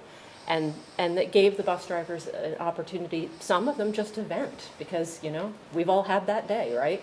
And it was productive, it was professional, it was, you never want, you wonder sometimes going into that kind of environment how it's going to be, and everybody was fantastic. One of the things that I would like to say that my takeaway from it, and I don't know that it necessarily has to be a policy change, but if we could perhaps request that the district share with the board at least the incidents, the numbers, not individual incidents, not what occasion they rise to or anything like that, so that we can see the reality of, okay, it seems like this route is having more problems than that one. I don't know if that burdens you, really just the feedback of numbers so that we can be tracking those like we do the stop arm violations. Yeah, so we've already put together a summary document that basically, the way I kind of looked at it was, okay, take all of the incidents by month, by school, and if a bus only had one incident, we didn't even list the bus number, we just knew, okay, for instance, at Building X, there were 20 instances for the month, and these 2 buses had more than one incident, and the rest of them were what I call one-off. So we really kind of need to center in my opinion, which buses are having more instances, and so yes, we can definitely. That would be fantastic. And then also, if I could just speak to the bus drivers, please, if you're feeling uncomfortable, if there's behavior that's on the bus that you feel is above and beyond, do follow up with the write-ups. We are all listening. Admin's listening. We don't want you to be thinking about how to handle things. We're here to help. So please write up those incidents so that we can have data points so that we can solve the problem, because we really do want to. We care. That's it. And just to follow up on that, the 3 board members, 3 admin, we all went out. All I did was introduce us, and then I walked away and left you 2 up on the firing line. So congratulations to you 2 for taking all that heat for, I think it was over an hour. And like she said, most people just want to vent and just talk and just make their voice heard. Some people don't have issues, and they handle their buses differently than other drivers do, but some do. And that's what we need to support. And some have different buses to handle. Some have very different buses to handle. And admin is, making changes to ride buses and do those kind of things. So thank you for that. So just want to follow up with that. That's all I got. Good? Alrighty. I will take it over for the education. 9.01 is quick data for high reliability schools. This is informational, and Dr. Ruppert, I'm sure you would like to speak to that. Thank you, Mrs. Henkel. Board Directors, this month you've received a packet regarding information as an update from 1.2, which is students and parents and community perceiving the school environment as safe and orderly. So you received that information. As we indicated at the beginning of this school year in August, each month you'll receive a different component of what each of the schools are doing, focusing on different components of level 1 from Arizona. Okay. Thank you for that. 9.02 are the revisions that we have to the agreement for participation in extracurricular activities. Dr. Ruppert, did you want to lead with that? Yes, last month we had the discussion regarding the extracurricular contract, which is really provides our students a higher level of expectations of behaviors. There were some recommended changes from the administration that really honed in and focused on the use of tobacco, where the change was recommended for first-time offense for tobacco, nicotine delivery products for 14 days, and then the second or subsequent offenses for the same will be 30 days. All controlled substances, that would remain the same of 60 calendar days from the original contract. Alrighty, I move to approve the revisions to the agreement for participation in extracurricular activities. May I have a second, please? Second. All right, and then I'm going to go ahead and recommend an amendment to this.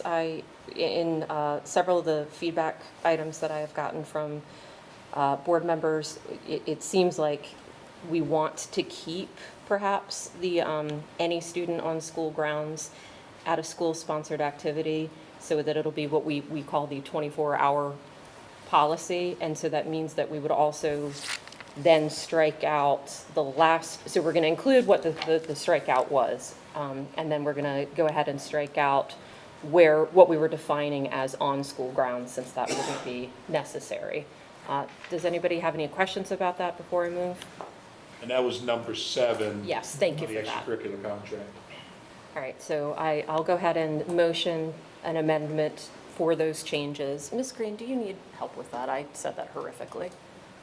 Or what the language needs to be included? No, I think we're okay. Thank you. It was all there anyway, so. So I just wrote, put number 7 back in. Yeah. Well, That is so much easier. The 7 actually has a couple of different pieces to it. So I think more specifically, currently it strikes students every day of the school calendar year for behaviors in school and not in school. We would unstrike that. Right. And then we would, now it would no longer be needed to explain what in school means. So we could strike any student on school grounds at a school-sponsored activity, utilizing school district transportation, or in any setting in which students are responsible to school authority or supervision.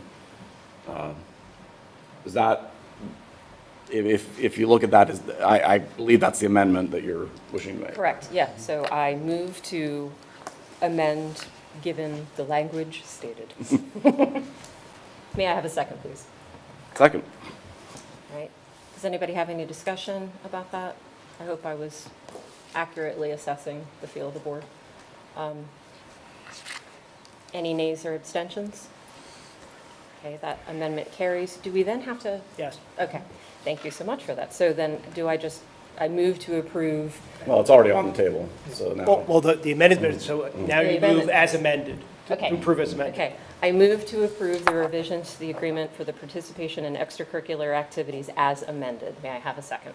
Second. Any conversation, any questions anybody has about this? All righty, any nays or abstentions? That motion carries. All right. Can we just ask real quick? I'm sorry. Yes. Mrs. Henkel, you made the first. Mr. Hash, you made the second? I think Okay. so. Okay. Sorry, we just couldn't hear. Thank you. That's all right.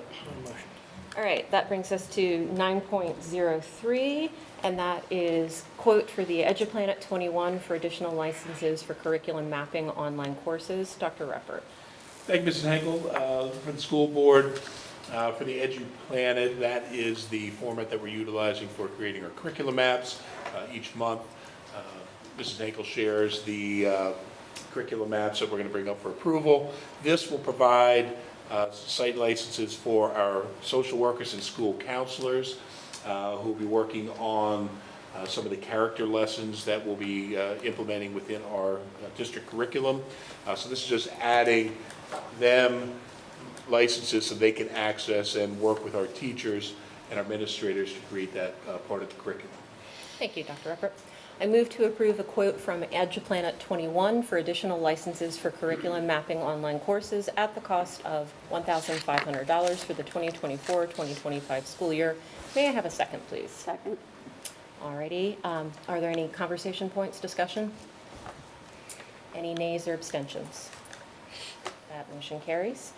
9.04, we have additional field trips for Southern Middle School and Susquehannock High School for the 2024-2025 school year. Dr. Ruppert, did you want to talk about that one? Yes, Mrs. Henkel, just for the school board, just as a reminder, we went to a new format for our field trips for this school year by breaking it down by building and quarter of the school year. These 9 were not included because they were generalized in the previous format. So working with our directors of the music department and the administration, we wanted to make sure that those were specifically included within the field trip list.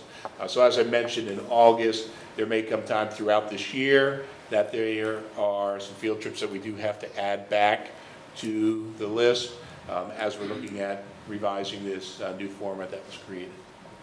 Thank you so much for that, and I really, particularly, the way that you group this is just so much easier to see. Thank you so much for your cooperation with that. I really do appreciate it. So I move to approve 9 additional field trips for Southern Middle School and Susquehannock High School for the 2024-2025 school year. May I have a second? Second. Any discussion? Any nays or abstentions? That motion carries. 9.05, costs associated with speakers approved through the vetting process. Dr. Ruppert, go ahead and talk about that one for me, if you will. Absolutely, Mrs. Henkel. We're on a roll tonight. When we're looking at this speaker, and speaking with Dr. Sterner, who's here this evening, and Dr. Pell, this speaker, John Halligan, is sharing the story of his son who was bullied in school, and ultimately led to a tragic death, his tragic death. But his message really focuses on fostering empathy, raising awareness about the consequences of bullying, and being more supportive and inclusive in the school environment. So this will be a powerful message not only for our high school, but middle school students. Therefore, when we're looking at the cost, it will be split between both of the schools, but each of the schools would have the opportunity to receive or be part of the assembly. All right, I go ahead and move to approve the costs associated with the following speaker that has been approved through the vetting process. John Halligan to conduct a school-wide mental health and bullying presentation to Susquehannock High School and Southern Middle School students on Tuesday, November 12th, 2024, at a cost of $3,000 to the district. May I have a second, please? Second. Do we have any discussion here? Yeah, real quick. So is he going to be presenting to the high school and then going over to the middle school, or are we combining all the kids? No, it will be separate. Okay. That's a good question. Great question. Thank you. I will say that this is one of those items that I would certainly classify as heartbreaking but necessary. And it is also our commitment, I think, that although there are controversial things, we have a commitment to transparency. This is one of those items that we're serious about. It's a serious topic. It is controversial. I, in my opinion, believe that it's absolutely 100% necessary, and it's something that is appropriate for our students to hear and contend with. So does anybody else have any other discussion points? Any nays or abstentions? That motion carries. 9.06, this is information. It's the speakers approved through the vetting process. It's junior achievement, basically, is what that is with our new lumping that we've done now. That goes as part of our vetting process, so that's the explanation for that. 9.07, Novel adoption, I'm going to go ahead and move to approve the following novel, Almost Super by Mario Jensen, HarperCollins, copyright 2015. May I have a second, please? Second. Discussion for anybody? This is a super fun book. It's going to be the one book that our district is going to be doing for, was it the is it the middle school or the elementary, Dr. Eppert? Elementary. Okay, elementary. If you like The Incredibles, you'll like this book. Alrighty, are there anybody else that have any discussion points? Any nays or abstentions? Motion carries. And then we get to 9.08, Stage 1 Curriculum Maps as district-wide master maps. Dr. Reppert. Thank you, Ms. Henkel. We do have 8 maps that our teachers have done just a phenomenal job of updating that will be uploaded into our system on our website. French 1, 2, 3, and 4, AP Psychology map, creative writing, ELA for grade 4, but a new map, which is a flight and space map, which I'm going to have Mr. Hunt pull up there. The great thing about this flight in space, this is a course that was created and written between, it was multidisciplinary. We have math teachers, science teachers at the middle school, along with our science facilitator from the high school, and really giving our students the opportunity to go beyond what is generally in the 8th grade science curriculum or in the middle school curriculum, but also focusing on some of the, the flight, space, aerodynamic concepts, which will then help them be more prepared for some of the courses that they may be taking at the high school. So we're really excited about the opportunities that our students are now going to be having within the science curriculum. So not only do the maps, when we look at the standards, focus on math standards, but also the STEELS, the science standards, which is really a unique way of cross-curricular instruction, but also that we know science, there's a math background or a math focus. So they've really spent a lot of time of creating this new course, providing more opportunities for our students as they're addressing the academic standards. I'm very sad that you weren't going to go through the French 4 one. I was looking forward to that one. I'm good there. All right, I'm going to. French 4. Right. I'm going to move to approve the following Stage 1 curriculum maps as district-wide master maps, my goodness, as noted on the agenda, because clearly I can't speak. Yeah, I have a second. Any discussion? All righty, any nays or abstentions? That motion carries. That brings me to 9.09. I don't have any other items of business for education. Does anybody else? All right, back to you, Mr. President. All right, we'll turn it over to our treasurer for our finance and budget section. Thank you, President Henkel. 10.01, financial reports. This is our bundled up treasurer's report, tax collection report, budget status report, and cafeteria report. I do want to just go over the fund balances here real quick for the general fund. We started the month of September with $9,169,806.81, and we ended the month with a balance of $20,191,077.30. The investment accounts started the month at $32,861,254.71. and ended the month slightly up at $33,935,207.10.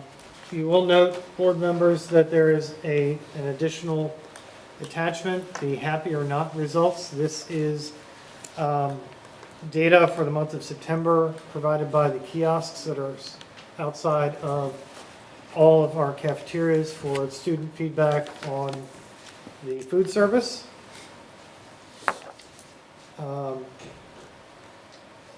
According to Chartwell's, they serve 54,000 meals for the month of September, and so far we've had 1,750 responses to the kiosks. Right, 10.02, review of bills for payment. I would like to make a motion to approve the bills for payment. May I have a second? Second.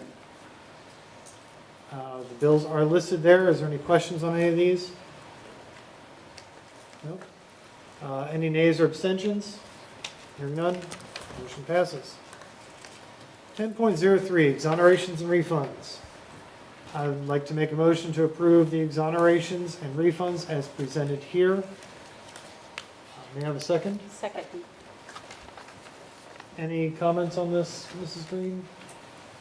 The exoneration is for, or refund is for the church that appealed. So we had that at a previous board meeting. Any nays or abstentions? Hearing none, motion passes. 10.04, budget transfers. I'd like to make a motion to approve the budget transfers as presented. May I have a second? Second. Any questions? Any nays or abstentions? Hearing none, motion passes. 10.05, results of the 2023-2024 fiscal year and the 2025-2026 budget development timeline. This is, I'm going to hand over to Mrs. Green.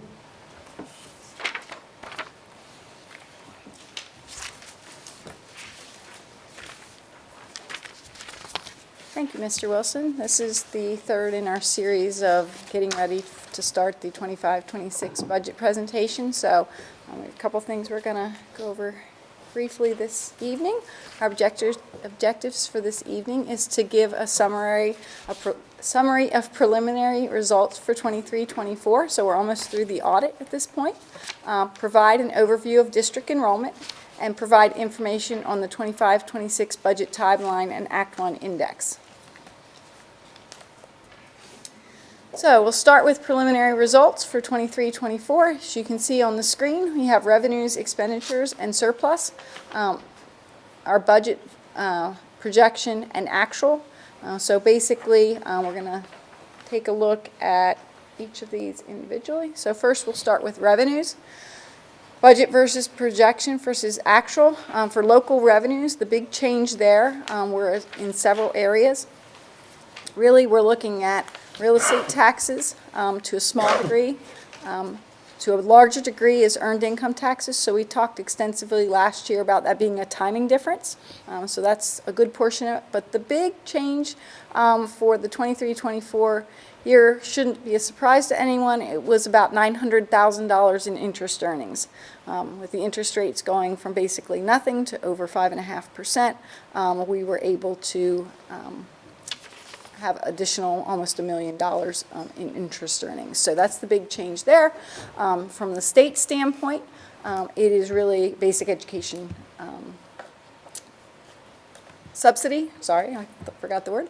Basic education subsidy, about $500 and some thousand, offset a little bit by a reduction in retirement and Social Security. We'll talk on the expense side about not hitting our salary numbers. And there's a direct correlation for revenue because we get revenues for some of those items.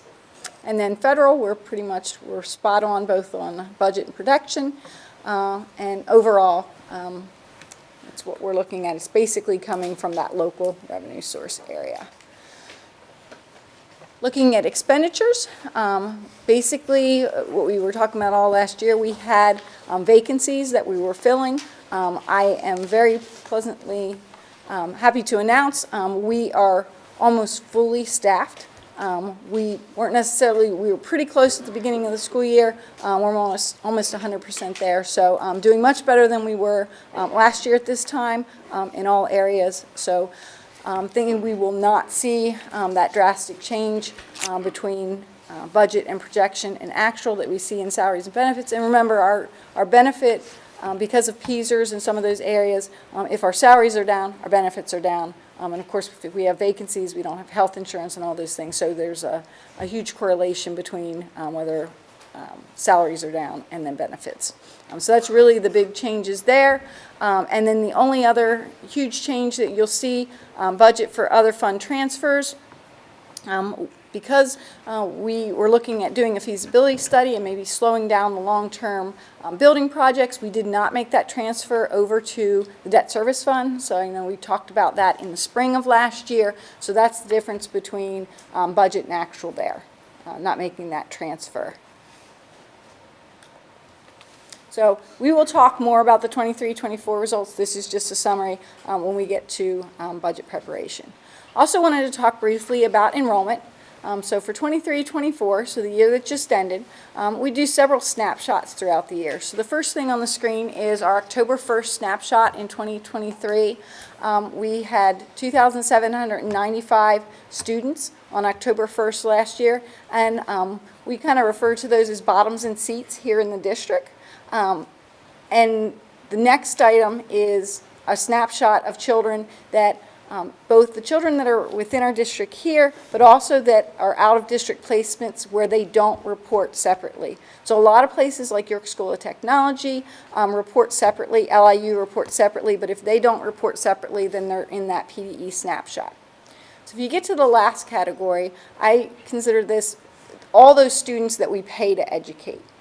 So it includes the first two categories, but it also includes children that go to York School of Technology, charter school students, and other placements. So our total students that we educated are just under 3,000 students for 23-24. And you'll see on here that you have fractions of students because this is average daily membership. So the one thing, if I were a board member, I'd take a look at this screen and I'd say, well, all year we're looking at charter school numbers and they're like 73 or 81, and we go month to month. But when we end the year, our actual average daily membership for charter schools is 61.515, and that's because we have students that enter and leave throughout the year. So this is the average number of students sitting at a charter school throughout the year. And that's really how that fluctuates. It's difficult to tell when you're budgeting where you're actually going to end up, but when we do all the data and get all the information from from the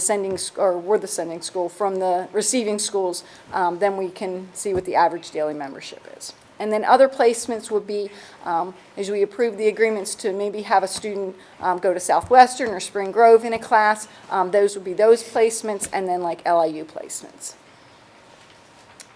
So enrollment for 24-25, I don't have the average daily membership, obviously, because we're sitting in October, but what we can tell you is if we look at our snapshot, so those children that are here sitting in the district, we have 2,715 students. If we look at those that both that are here and in placements that don't report, we have 2,731. And then if we look at the other pieces that we just talked about and average those, we're looking at about 2,896. It'll probably end up being a little bit lower than that because, as I said before, our charter school students are sitting at 73, but they kind of come and go sometimes, so it might not hit exactly that number.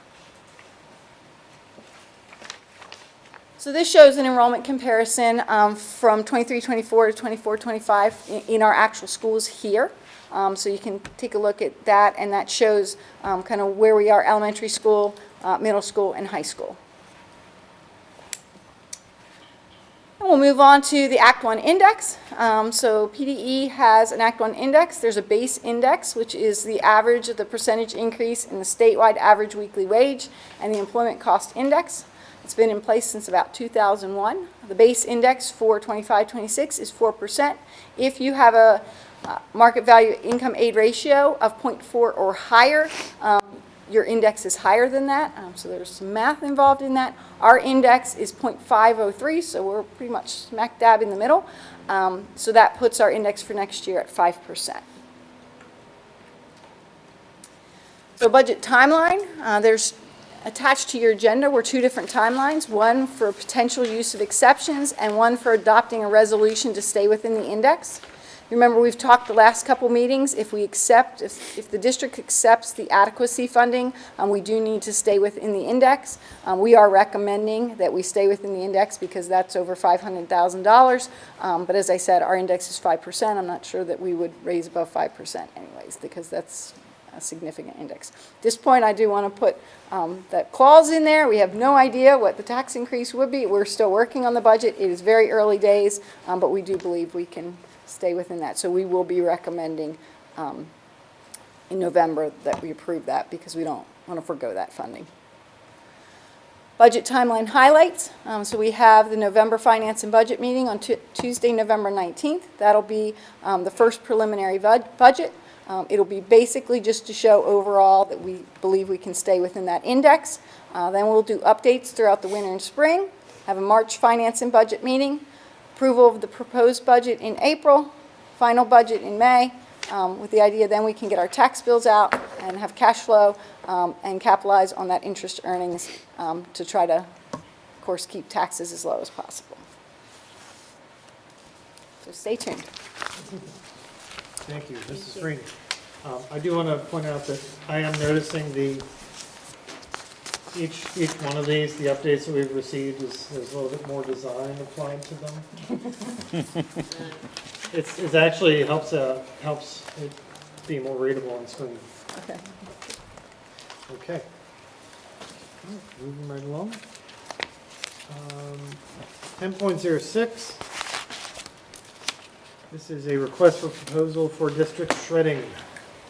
I'd like to make a motion to approve conducting a request for proposal for district shredding services. May I have a second? Second. Any questions? Sounds fun. Any nays or abstentions? None, motion passes. 10.07. Just going to go ahead and make the motion here. I'd like to make a motion to approve an agreement with Instructure to develop an automated grades integration between the Canvas learning system, learning management system, and Sapphire student information system at a one-time cost of $3,000. May I have a second? Second. Okay. Real quick, this is to streamline the entering of grades from one system to another. Is there anything else you wanted to say on that, Mrs. Green? No, I think that covers it. Okay. Any questions? Any nays or abstentions? Hearing none, motion passes. 10.08. This is where I get to unload stuff. All right, I'd like to make a motion to approve listing the old band trailer and the old red maintenance van on Municipid for resale. May I have a second? Second. Any questions? Any nays or abstentions? Hearing none, motion passes. Get them listed. 10.09. I'll just go ahead and make the motion here. I'd like to make the motion to approve the plan to sell retired Chromebooks to the school community for $20 each. Second. May I have, Sorry. may I have a second? Second. Okay. Basically, we got rid of a lot of Chromebooks in the spring that were unserviceable. But as we have our rotation cycle, there are a lot of good Chromebooks that could still be beneficial for a family. This plan that we're approving here would be to offer them one per family for a cost of $20. Can I just make a clarification? It's one per family, Absolutely. one per family member Oh, at a family cost of, member. yeah, one per family member. We just, what we don't want is we don't want someone to come in and buy all of them and then resell them. It's really about having them being in our community, yeah. And the target for this sale would start in December? Late November, early December? Yes.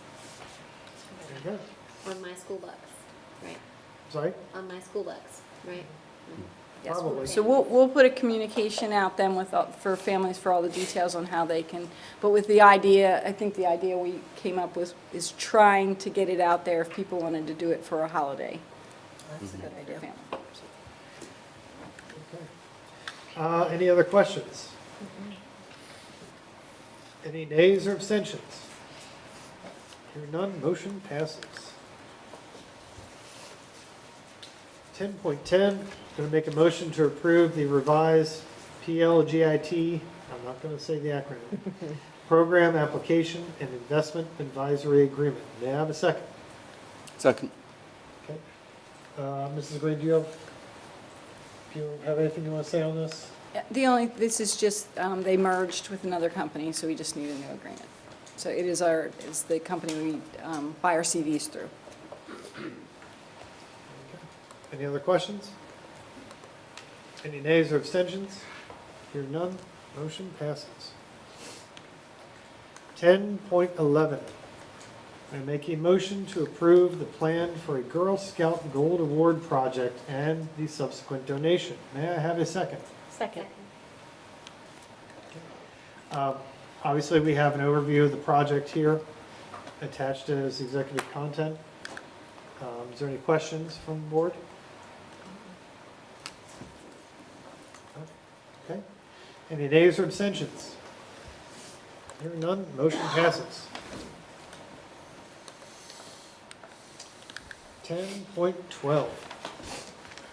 Make a motion to approve submitting the fiscal year 2024-2025 Ready to Learn block grant application, which includes both foundation and adequacy funding totaling $906,169.50. May I have a second? Second. Okay, and this funding will support full, I believe, as it states in the briefing, is to help support full-day kindergarten and York Tech education. Any questions on this? Any nays or abstentions? Hearing none, motion passes. 10.13, other items of business. I do not have any, so passing it back to you, President Henkel. All right. Thank you. We'll move on to our personnel and policy, and I'll turn it over to our personnel and policy chair. Thank you, President Henkel. Item 11.01, we have the second reading and approval of board policies for our current policy cycle. As per our board policy process, at the September school board meeting, the board conducted a first read of the 18 policies listed on the agenda that include, so they're in 3 batches. The first batch, there are 9 policies. They were new or updated policies, so policies that were in existence and either brought in a new one or one was updated.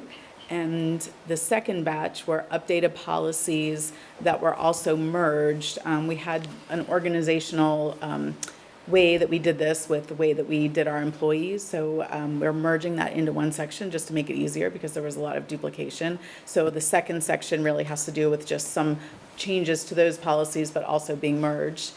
And there were 2 in there. And then the third grouping was policies that were merged to this organizational system that I just shared, but there were no changes made to any of those. So of those policies, there were 11 that were actually new or updated. And then the last piece that we had was the removal of administrative regulations from board docs. Administrative regulations are not part of board policy, so we're taking those out because they should not be in board docs.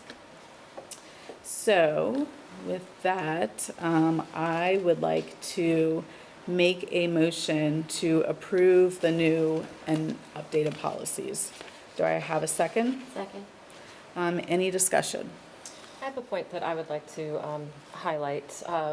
Public comment was particularly interested in instructional materials and presenter selection 109.1. So if board members would like to pull that policy up to see what we're dealing with. I did note that there were many misconceptions that were attributed to malice. That personally makes me feel very sad. I will say that if you have policy questions or concerns, and if you're interested in my personal rationale and reasoning for the whys and the hows, I make a point to respond to every email that I get. I talk to everyone. I'll give you my personal cell phone. I do that with everyone. You can Google it and look it up too, so there's no hiding it. But I put a lot of time and attention into these things, which I don't mean that as a flex at all. What I mean to say about that is that if I wrote it, if it's something that I'm responsible for, I had reasons. We might not agree on what my reasons are, but I will tell you, I will talk to you, I will communicate with you, and maybe we could find some common ground. Maybe in those kinds of conversations, you could give me feedback.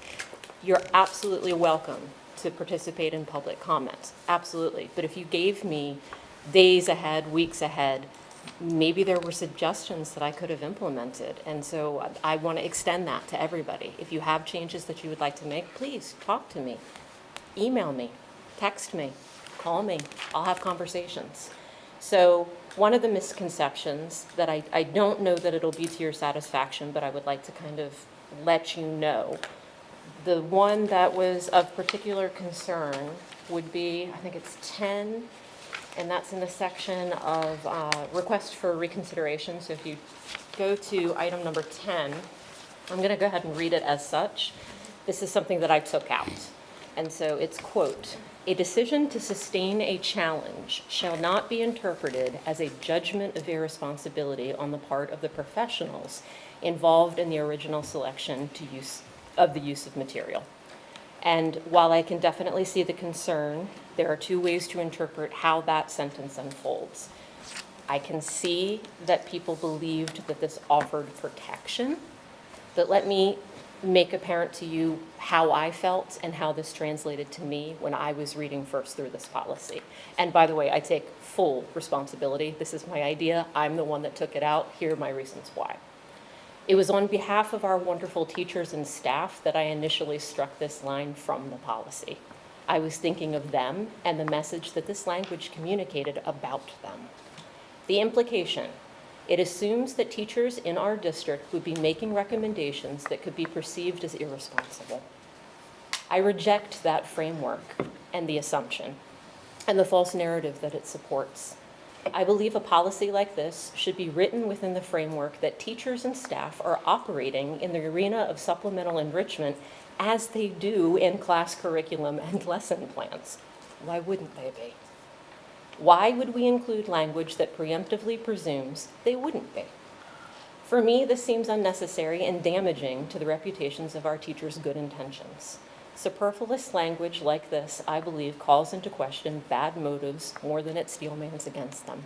And that's why I wanted it taken out. I didn't think it I didn't think it properly reflected what our teachers are doing in our district. So that's my reasoning, that's my rationale. If anybody would like to make an amendment to take that out, it's not a hill I'd like to die on. I do feel strongly that it makes our teachers look like they're preemptively being irresponsible, but that's my opinion. Yeah, I mean, I'd say I also like policies that are focused and don't include extraneous language. And this isn't a policy that addresses staff conduct. I mean, there are policies that address that. Right. That would address irresponsible behavior from a staff member. And this just isn't that policy, so we don't need to second guess every line of every policy we have to say, but if you do, you have the option to do this, and if you exercise that option, or you will participate in this, and if you participate in it, it won't be attributed as irresponsibility. We don't need to have that in everything, and it does create this idea that there would be.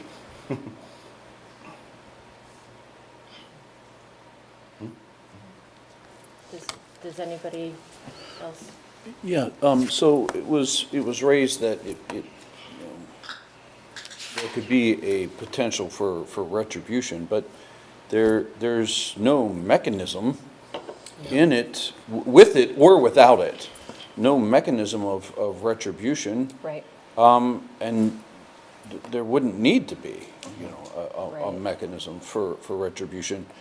And it also, it's very ambiguous that it's going to be interpreted differently. It allows for the interpretation of the reader to have input in. So I don't see that bringing it back in is really beneficial in any way, because it's very subject to the opinion of the individual, which, we can't delve that deep in that we're taking, every single person's opinion of that in. It's really almost impossible to really implement. You bring up an interesting point. The other thing that I didn't like about the nature of the language, it said interpreted as a judgment of irresponsibility. So it's not even, I can't control what people think. How can I control that somebody would have a judgment? I mean, whether they're right or they're wrong, I can't control that. So it just seems like, I don't understand why it's there. I personally don't like it, but I'll do whatever the board wants to do. And I don't see how it is our job as board members to be relinquishing some form of judgment over it. That's not really It is not our job to make a judgment of an individual who has brought something forward. We're to take on merit what's been brought forward, not judging the individual who brought that forward, just what's been brought forward, and judge that on its merits, not on the individual that brought it forward at all. So I'm not sure why you would want verbiage saying that we would have even the ability to have that judgment. So does anyone want to pull that policy out for separate consideration? We would need to do that in order to amend. Does Jeff have any comments regarding the change? I wasn't asked to look at that policy in particular, but hearing the comments, I'm not concerned with the deletion of the language. The bottom line is, the board doesn't have the unilateral right to discipline teachers anyway. There's tenure provisions, there are collective bargaining provisions. So I'm not concerned with the deletion. All right, so I'm taking it no one wants to remove that. We're still on the item for the overall policies. Are we now, can we do some additional discussion of those? If you have any other discussion on Yeah, a any of little these. bit. There was a question raised, why so many policies? I have to speak up to defend our Personnel and Policy Chair. The number that was submitted to us from administration was twice this number. And we cared about dealing with them in a manageable way. And so we worked to reduce the number of policies under consideration for this cycle by approximately half. And then we've discussed having an additional policy cycle. And the reason there were so many policies is there was a backlog of recommended policies that came from organizations like PSBA and similar. There's a backlog that had just been building up. And so we thought, okay, we don't want to deal with so many all at once. It's just too many. So we said, well, you know what we can do? We can deal with half of them now, and then we can introduce a policy cycle in the winter when we wouldn't normally have one, and deal with the rest. So we've really already addressed that concern, and that was actually spearheaded by our Personnel and Policy Chair to do that thinning. One other item is the free tickets were brought up for board members, and it said guests, but I looked at the policy and it's a guest. I don't really care about that, like Mr. Hall said. So if the board wants to go a different direction on that, I mean, I'd hate to, if a material change would, but I also look at that and think, I know that the people on this board volunteer so much of their time that it's like, okay, all right, we don't get, if we get free tickets, is that going to incentivize people to run for the board so they can get the free tickets? It's so negligible that I really would love to see it struck, just removed. Yeah, I just think it's attributing malice. It is attributing malice, and it really does. I don't mind striking it, but I'm surprised at the pettiness. Well, I get that. But honestly, when I even first heard it, I thought. We didn't put that in there. Right. No, right. I'm not aware of any board member who suggested when we were that. discussing That was, it in I don't know where it came from. The policy meeting, I was just, I don't think it's necessary, and I personally would love to see it removed. Are any of us taking advantage of it? I didn't know it even existed. The only thing we were Well, we ever can't be because offered it's not was policy. the plays and the musicals. We were always invited with the guests. But Okay. that was the only time that we ever got anything free. And that was just every year we got an email that said, would you like to come to the musical? So it just makes it consistent with what we do for other Yeah. events. But I mean, I've paid every sport event. Thank you for that, Mrs. Doberman. I didn't realize that. Thank you. What'd you say? Thank you for that. I didn't realize that. Thank you. Good to know. And, for our family, we bought the season tickets. We wanted to take advantage of that, and we want to support. So for us, it's a choice, and we even went to a game and we were asked by the attendant, you're board members, you get in for free, right? You can just go ahead and take our tab, because we want to support, so I think that's. So I think it's been existing for as long as I've been around, and I think the role you play on the board has always been considered similar to employees that get a ticket in unless it's a playoff game or something of that nature, and then we all pay. So I think it was just a courtesy, so do with it as you wish. I appreciate that. Even though I don't All right. use any of them, I would say don't, just because somebody doesn't like it. I mean, You can still choose to support if you Mhm. buy the season tickets. Either way. I would say not remove it, just kowtow to someone's not liking it.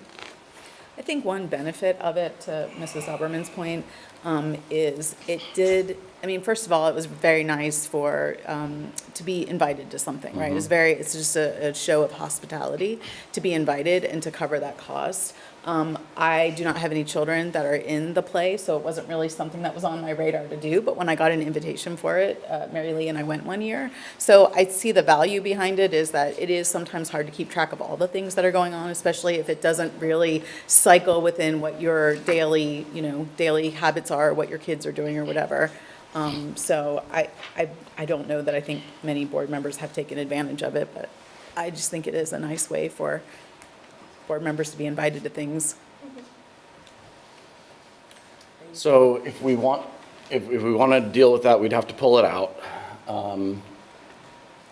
Would this, I mean, I don't know that this policy is one that we desperately need to get done this today, but would that be a material change if we did pull that out? Well, you have a motion, a second now, so you would need some amendment to the existing motion if you want to pull it out. I'm saying this is second reading, and generally, if we make a material change to a policy at second read, We'll just list it next month. I'm not worried about that. we just list it again next month and vote on it then? Yeah, whatever changes you want. Okay. We could also propose an amendment, and if it passes or fails, then you know. What you have to do. Right, but with policy, if we amend it in a material way. But if it fails, you're not Yeah, he's amending saying you it. don't worry about Well- it if it doesn't pass. That's true. Okay, so I think we're first wanting to pull this out of the overall motion. So I'll make a motion to pull item 904 out from the, policy 904 out from the 11.01. Second. Any discussion on pulling it out? Probably not. Any, well, you should be doing this. No, you do it. Okay. Any nays or abstentions to pulling that out? All right, so that'll become we'll make that 11.06 now? Push it to the end of Yes. the list of individual policies we have? Correct. Okay. And we need a motion to approve the amended motion Yes, for the other thing. right. So I'll move to approve the amended item 11.01. Do I have a second? Second. Any discussion? Any nays or abstentions? This is making a motion to take it out. Well, we already did that. We passed that, so now we're approving the rest of the policies in 11.01. So any discussion on anything to pull out? Anything further to pull out? Or are we, okay, so we're good to move forward on passing the rest of that? All right, so we have a motion and a second. Any further discussion on any of these policies? Any nays or abstentions? Hearing none, that motion carries. I'll give it back Thank to you, you. President Hinkle. Item 11.02, this is the second reading of policy 123.3, sex-based distinction in athletics. This policy acknowledges the real and demonstrable physical and competitive differences between similarly aged and trained males and females in athletic performance. This policy separates athletic teams based on sex for the same reason this district has always done so: preserve fairness, safety, and to provide increased opportunities for females in athletics. The policy also provides well-thought-out exceptions for when any female may try out for male teams and for when any male can try out for a female team. Such exceptions are based on decades of existing practice in Pennsylvania. The exceptions are more permissive when a female desires to try out for a male team than in the reverse situation. The policy also restates that bullying and harassment are prohibited. So I would like to make a motion that we would approve policy 123.3, sex-based distinctions in athletics. Do I have a second? Second. Okay, any discussion?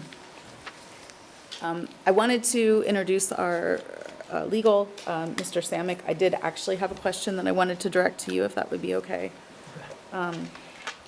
We know that our district is covered under the injunction, but if we weren't under the injunction any longer, would these policies have to be changed or updated? No. So the Biden administration didn't put forward athletics new regulations. They put forward drafts. They were not finalized in the round of Title IX changes that were done in April, at the end of April. But based on those drafts, this policy was written specifically to be consistent with that. So even if those went into effect, this policy would still comply with Title IX, both prior and after that were to go into effect, if it ever does. Okay, thank you. And part of that is because there was a certain amount of flexibility in how individual entities could interpret the athletics regulations within Title IX. Well, even more than that, during the responses that the administration wrote out in response to the other Title IX, they actually addressed the sports issue. And one of the things that they clearly explained is that because the statute permits sex separation in this context, based on the distinctions between male and female, that it would still be permissible to do so. Right, yeah, so it maintained that flexibility, the permission to be able to do that. Right, and so the PIAA has had for years and years exceptions in place, and so this policy adopts wholesale those exceptions the way that PIAA has done it for a long time, and even add some additional ones where it could work without undermining the reason for sex separation for the safety and fairness of the female athletes. And then I didn't hear a lot of criticisms of specific policy items for this policy, but there was one question about if girls are playing up, what about safety? Now, one thing that occurs to me then is that absolutely the girl who would be playing up and her parents they have full knowledge of what they're doing.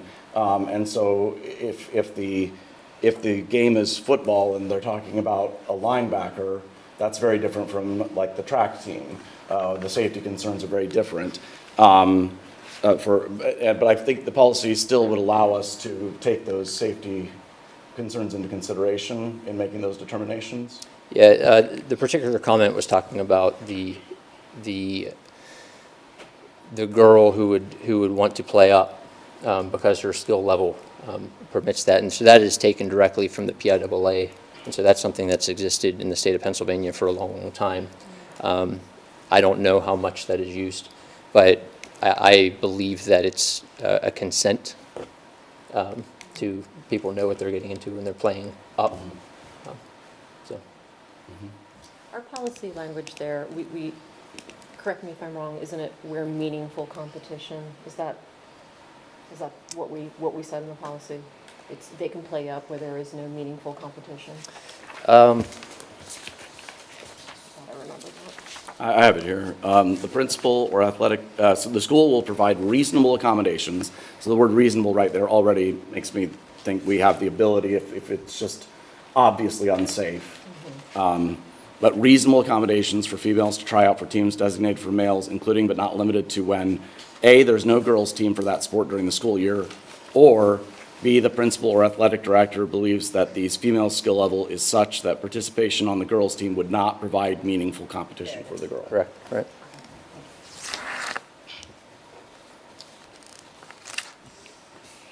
Any other discussion? I wanted to make one other comment about this. This does not have to do with the legality of it.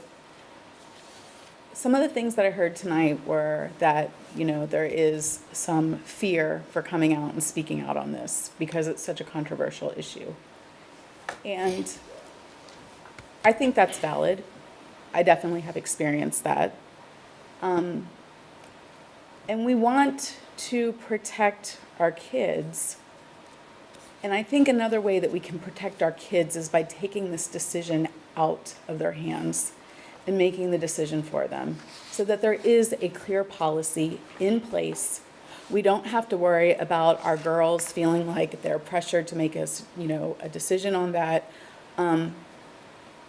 All it really does when we don't make that decision is it pits our kids against each other.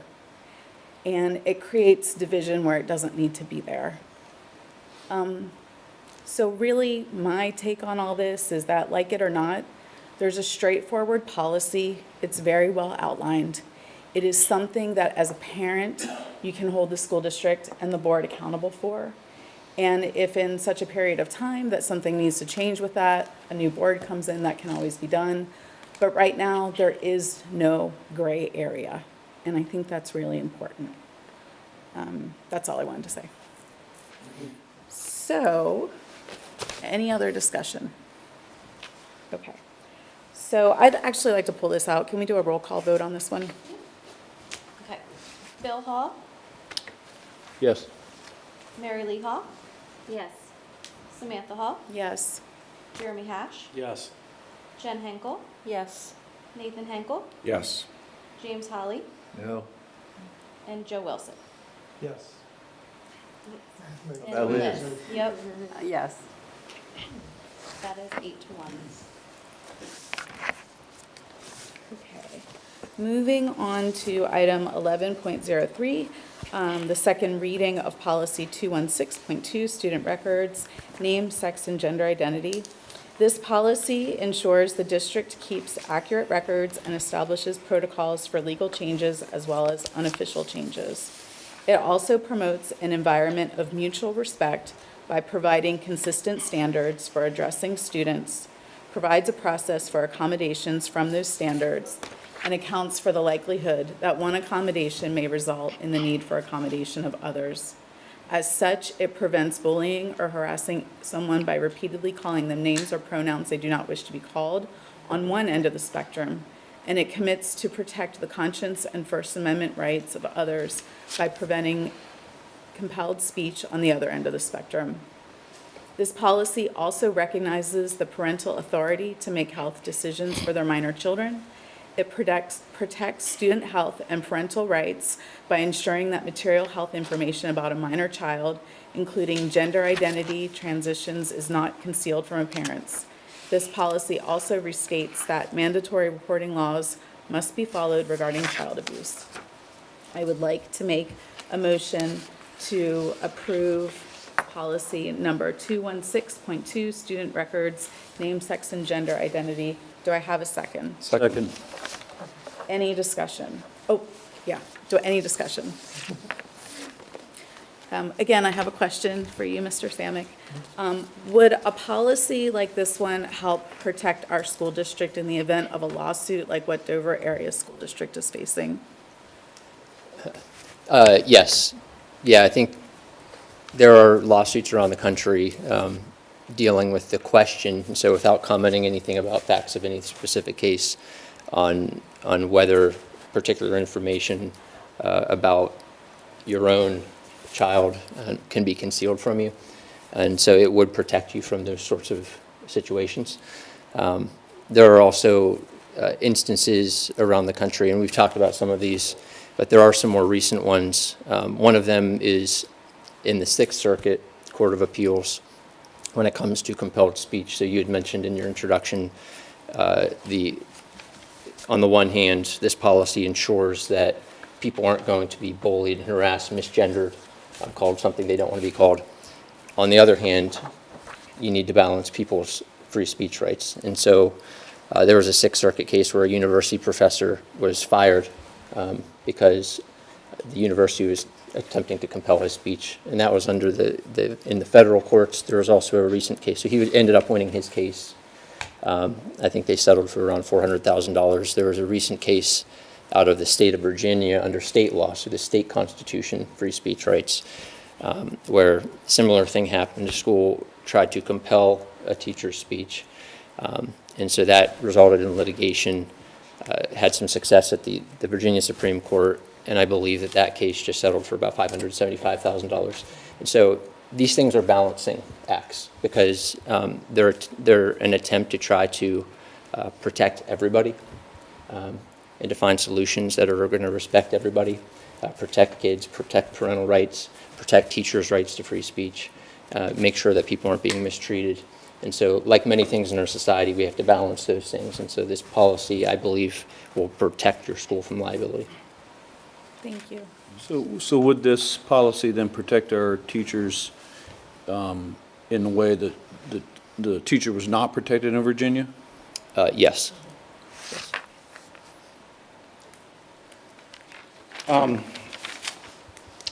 this, there were a number of comments made. I'll try to maybe dispel a couple of misconceptions. I mean, one that I heard was concerned about the use of nicknames such as Sam or Bob. I would note that of the people at this table, it's an overwhelming majority that actually use derivations of their legal names. Like you've got us way outnumbered. All you go by some, commonly go by some derivation of your legal name. But the policy covers that, so it says the district standard is for school personnel to refer to each student using the student's legal first, middle, or last name, a derivative of the name, or a nickname commonly associated with the student's legal name. So Robert could be Bob, Samantha could be Sam, as could Samuel. Samuel could be Sam, Samantha could be Sam. Those don't even require any action on the part of parents for Samuel to go by Sam. Correct. And then I think a number of other concerns really take pieces of the policy that are actually more narrowly applicable and broaden them out. So I think that a careful reading of the policy, I understand of the objections I've heard. Some of them I had the same questions and objections when I first saw this, but after speaking with Mr. Samek, I understand the legal and practical reasoning behind most of them. The one that I've seen that I think it's not a flaw, and it's actually it would be a change that would necessarily be de minimis. But the phrase, the request should state, so this is in request for accommodation under C2. So I'll give you a chance to get there. But there's a paragraph, and the paragraph discusses how to make requests for accommodation. And the final sentence says, the request should state how the student has consistently, persistently, and insistently expressed the named identity and include any other information if relevant to an accommodation request. So the concern I had was, well, why should the parent, if the parents made this decision, why do they have to provide that? And the answer is, well, they don't, because it does say if relevant to an accommodation request, and that determination of relevancy is at the parent's discretion.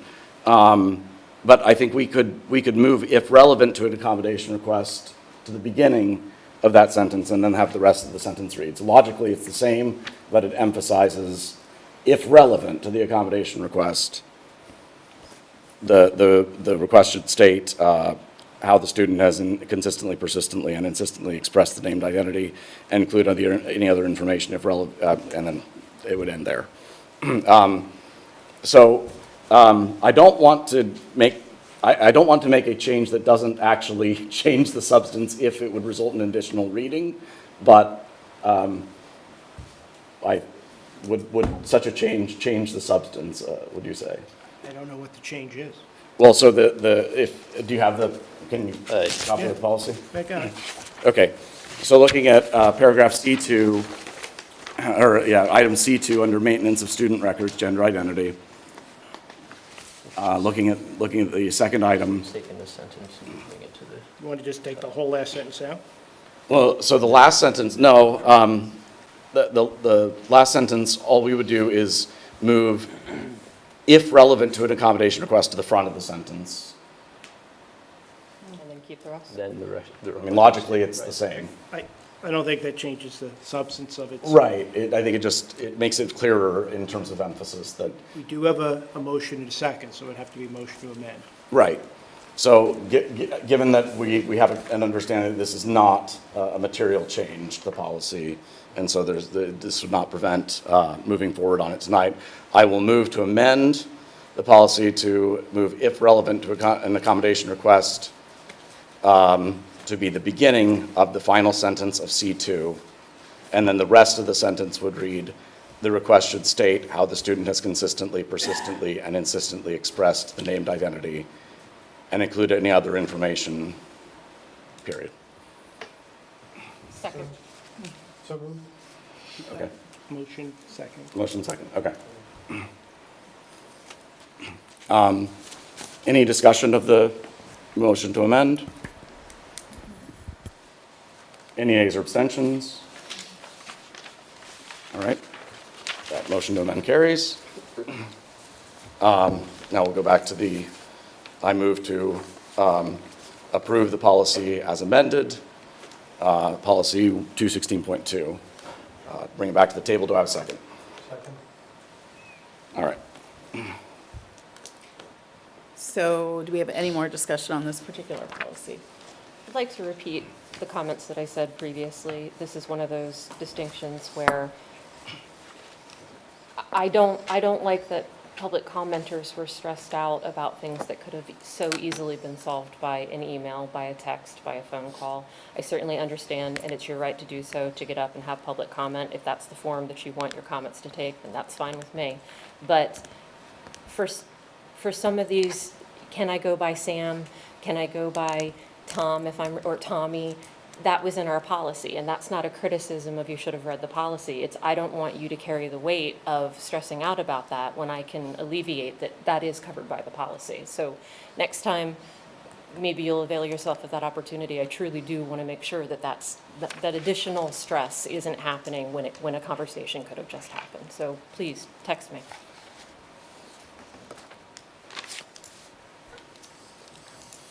Any other discussion? Okay. Can we do a roll call vote on this one as well? Mary Lee Hall, Yes. Samantha Hall, Yes. Jeremy Hash, Yes. Jen Henkel, Yes. Nathan Henkel, Yes. James Hawley, No. Joe Wilson, Yes. Elizabeth Dauberman, got you this time. I am going to vote yes, but I do wish we would have used our solicitors' policies. Just going to state that. Bill Hall, Yes. okay, that was 8-1. Okay. Moving on to item 11.04, policy number 903, public comment in board meetings. I would like to make a motion to approve policy number 903, public comment in board meetings. And the name has been updated to match the PSBA version that we are adopting. Do I have a second? Did I make the motion? Yeah, you did. Okay, fine. Okay, second? Second. Okay. Any discussion? Yes, I do have one thing it's a bit of a change. In the original PSBA policy, it does have employees being allowed to be part of public comment. That was originally stricken from the policy that we read as first read. I'd like to put that back in. So you remember? I would like to. Do we want to discuss that at all, or should I make? Go ahead and put an amendment on the table, and then we can discuss it. Yeah. I would like to amend 903 policy to put back in the employees as far as participating in public comment. Second. Any discussion on that? I like the idea.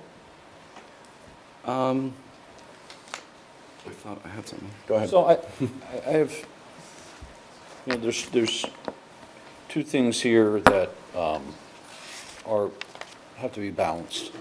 First, if you're an employee that lives in the district, you can comment because you live in the district. If you're an employee that does not live in the district, the way it stands now, you cannot comment.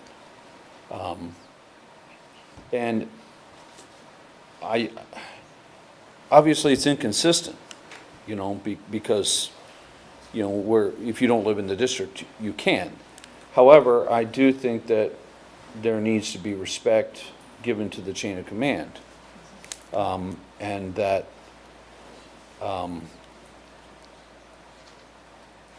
that may not be the best platform for a district employee to come forward and you know, talk about grievances. However,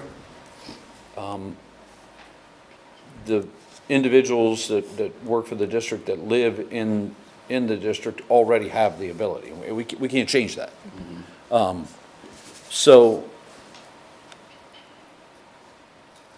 I don't see it something that I've in all of my time of attending meetings, I've never seen it happen. I've never seen a district employee come out and speak about a grievance that they're upset about. I mean, not that I've been coming forever, but at least the last 4 or 5 years. So I'm not necessarily against the amendment. If the amendment stood alone, not including being a resident of the district, I would be in the camp of let's stick with the chain of command. But being that Pennsylvania state law allows residents to speak regardless of their employment, I do see validity in allowing that to be granted to, you know, all district employees.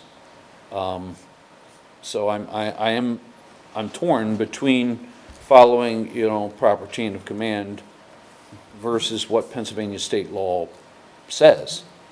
I suppose one thing is that it certainly doesn't change the recommendation for chain of command for concerns and grievances. It's still recommended that you go to the person who's most able to address the concern. So if you have if you're a teacher and you have an issue with the way things are being handled in your building, you could come here and talk about it. And if it's gotten to a point where you feel like you need to do that, well, like you said, residents of the district have that option. But it's still recommended, go to your principal first and see what they can do for you. And then if that doesn't work, go, you know, check in with the assistant superintendent and see what he can do for you.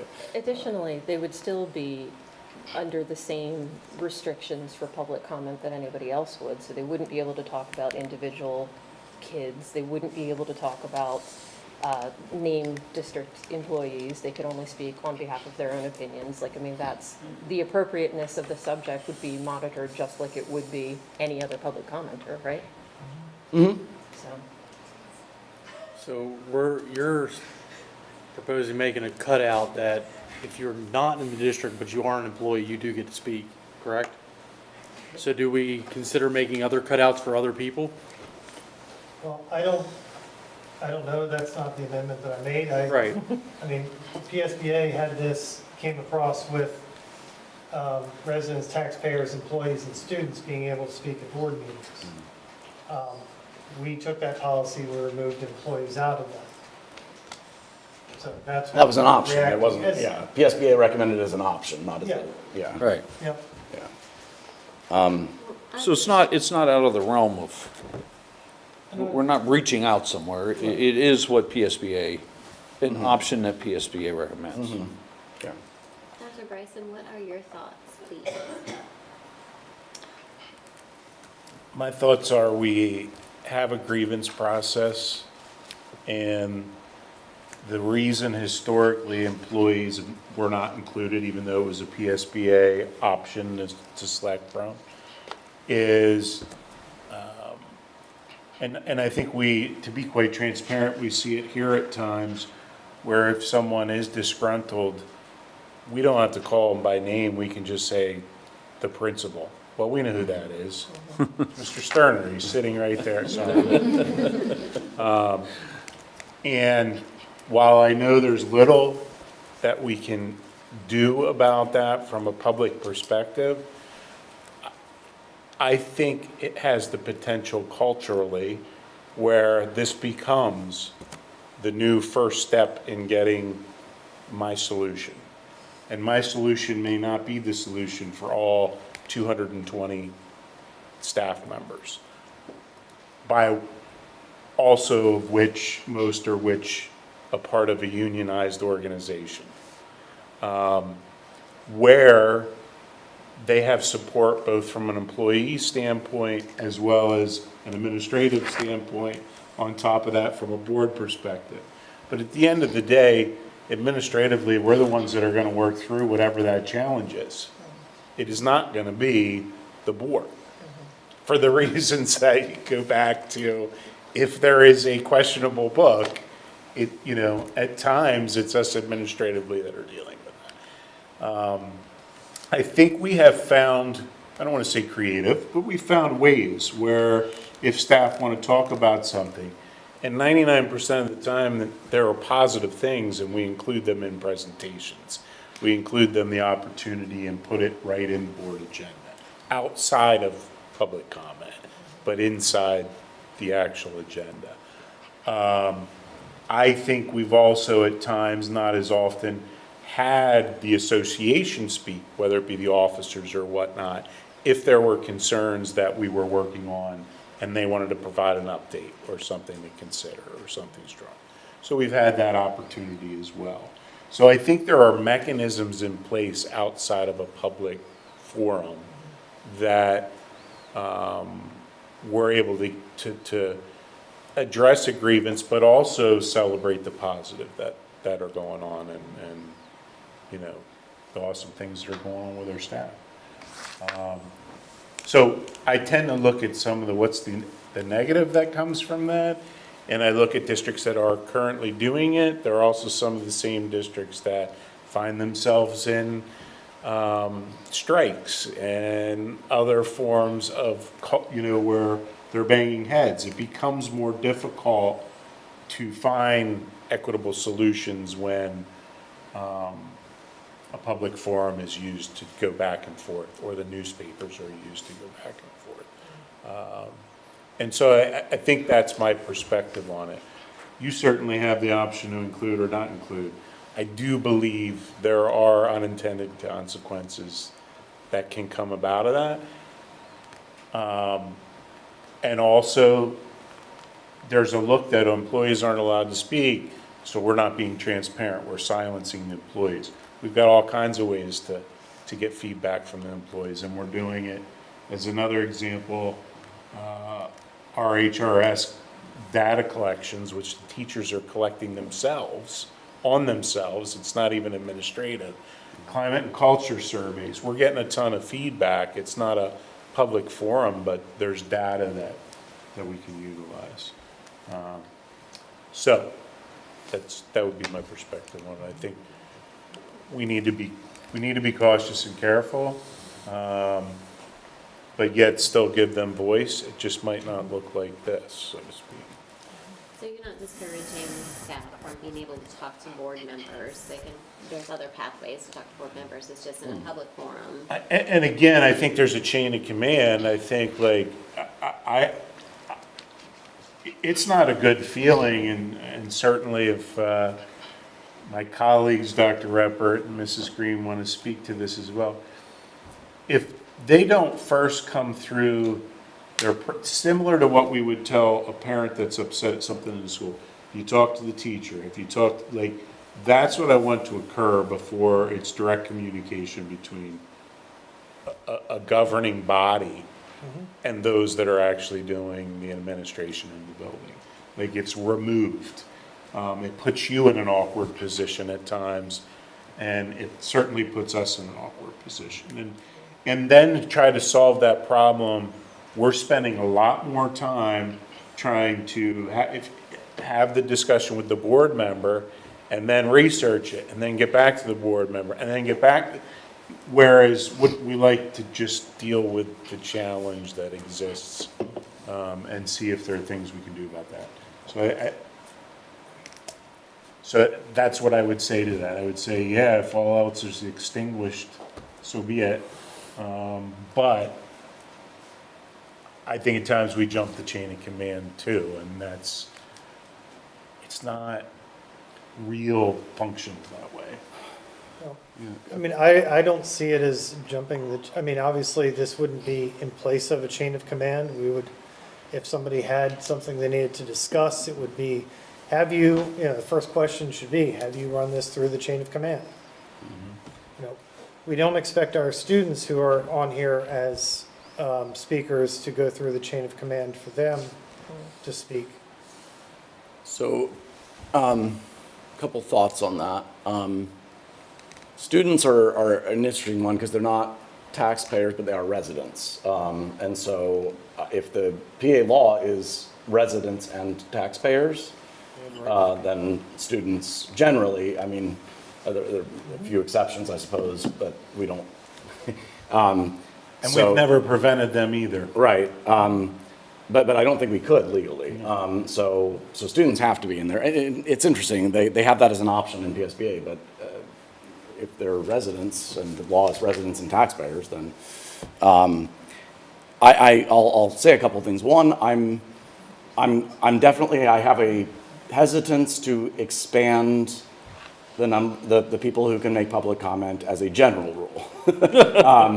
Because we need to hear, but we need to hear from our constituents. We ought to hear from our constituents, the people who vote, the people who pay taxes, the people who live, and basically support the product that we're producing here, which is a quality education.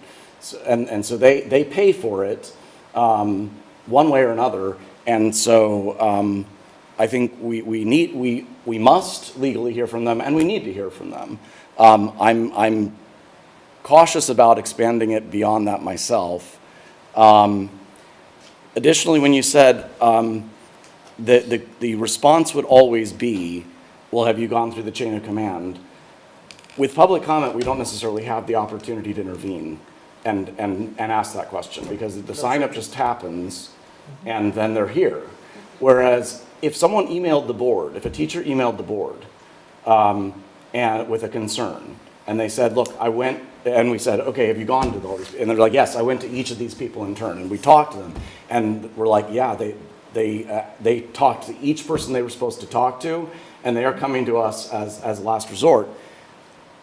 And we actually thought their comments should be public. We could invite them to speak as a board. We have that ability. We can invite anyone to come and speak to matters of concern. And so that would allow us to first validate, have you gone through, have you talked to? And then if they have, we do have the ability to put them on the agenda. So just to put that out there. I would say that a lot of what you just said makes a lot of sense. I would push back on one thing. We don't make distinctions with students. We have students who go here who don't live in our district, and we don't make that distinction. It's a rare thing. It still happens. Yeah.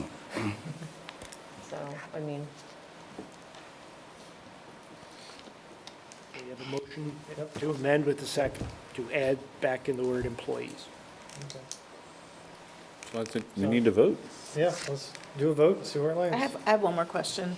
Do we have any rough idea of how many of our employees are actually outside of the district? I was just curious. I'd be Okay, speculating. all right, okay. I'd say it's a pretty high percentage. It's most. Oh, really? Yeah, right? It's the majority that's out of our district. I know a lot of teachers are. We have potentially around 400 employees. I don't know that it's more than 50-50 maybe. Yeah, I'd say it's probably not 50-50, but it's more than a couple, let me say that. I'm just going through like the admin building because I know those people well. And We want the data now, so. Yeah, you know, we have more than a couple, but I'd say it's probably not 50/50. And it currently pretty much doesn't happen despite roughly half of them having that option. If it's close to 50/50, then roughly half of our employees currently do have the option and are not availing themselves of it. So it may not matter either way because the culture may already exist that they are going through the channels.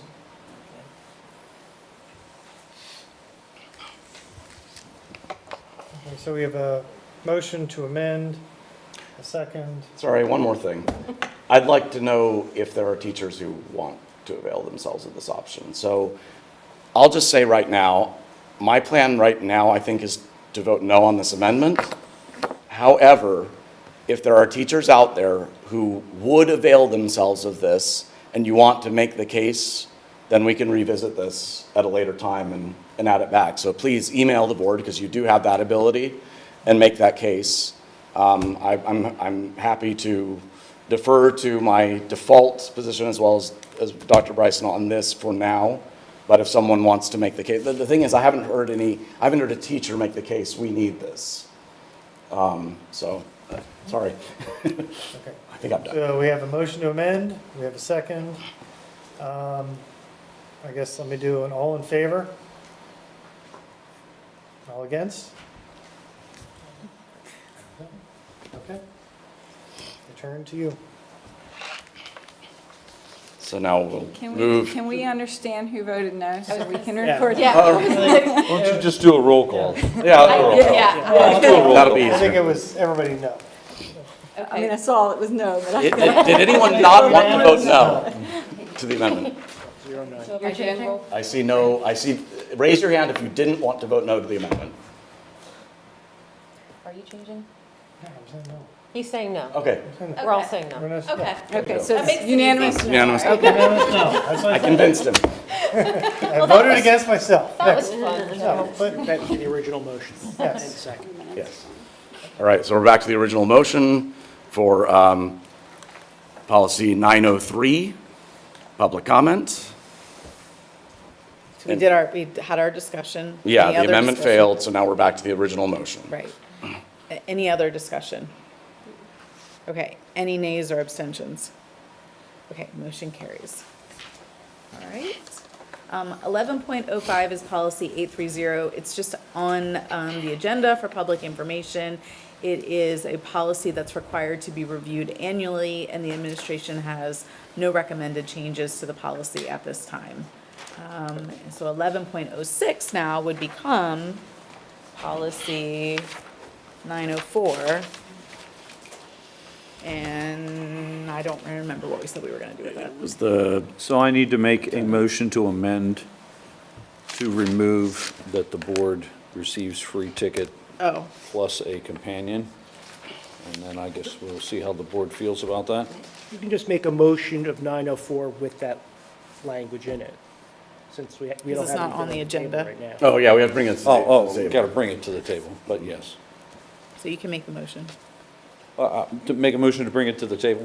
Oh, Yes. Okay, I'm making a motion to bring policy 104. 904. 904 to the table. second? Okay, and then I would like to make a motion to amend the policy to strike the option for board members to have free tickets to extracurricular activities with a companion. Do I have a second? Second. So probably easiest just to do a roll call on that, so it's not. We can do a discussion. Is there any further Oh, discussion, yeah, any discussion? Yeah, I don't like it because I don't like cowtail because one person complained about it.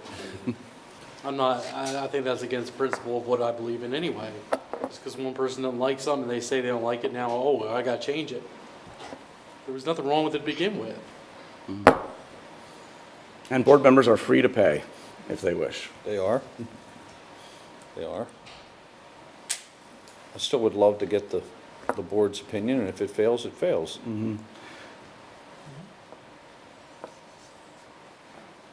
Are we ready? I'm inclined to leave it as it is here.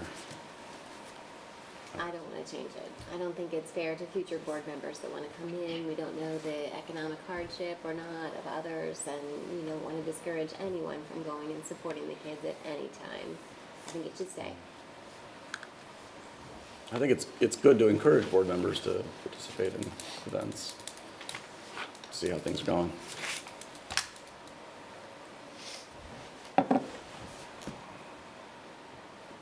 Any more comment? So, all in favor? Roll call vote? Hang on, I just got back. We're voting for yours to support what? To remove. remove. To remove, Gotcha, correct. thank you, I To appreciate remove. that. Let's do a roll call vote. These all in favor haven't been working. Sounds good. All right, Jeremy Hash. So voting This is on the amendment to strike Yes is the to free remove, passes. no is to not. no. Okay. Jen Henkel. No. Nathan Henkel. No. James Holly. No. Joe Wilson. Nope. Elizabeth Doberman. No. Bill Hall. Yes. Mary Lee Hall. No. Samantha Hall. No. All right. That was 8 no's, Just had to 1 vote yes. against myself. Didn't want to pull Joe? I'm just not as convincing with Bill as I am with you. So it stands. Well, and then we have to vote on the overall policy. So I'll make a motion to approve the Already made amendment. a motion. It wasn't amended. To move- Wasn't amended, just motion approved. Oh, it wasn't amended, that's right, right. So, didn't all in amend it. favor of passing the motion as it stands? The policy? The policy. The policy, I'm sorry, the policy as it stands. Aye. For? Need a second? Second. Oh, second. Okay, now you got a motion. Thought we already had a motion, okay. All in favor? Any nays or abstentions? Any nays or abstentions? Passes. Policy passes. I could have voted against it again, probably should have. You want to take it? 11.07 would be new items of business. I have none. Does anybody else have any new items? Okay, then I can turn it back over to President Hinkle. All right, I will turn it over to Mr. Hall for Buildings and Grounds. Okay, thank you. Jump in before, I do have to leave. It is past 10. I have school. Oh, absolutely, yeah. Just feel free to either interrupt and let us know or slip out whenever you need to. Yeah. I appreciate it. Good night, Caleb. Good night. you. Have a good evening. Thank you. You too. Drive safe. Thank you. Be safe. Bob, you got set for your bedtime too?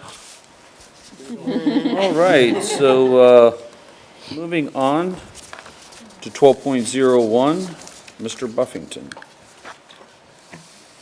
For the board's information, the September 2024 water tests have been submitted, and you can see that the coliform tests were safe on the campus and Friendship. And moving on to 12.02, Buildings and Grounds Report for September 2024. Buildings and Grounds report is submitted for information. Point out a few things. In the Buildings and Grounds meeting, we did review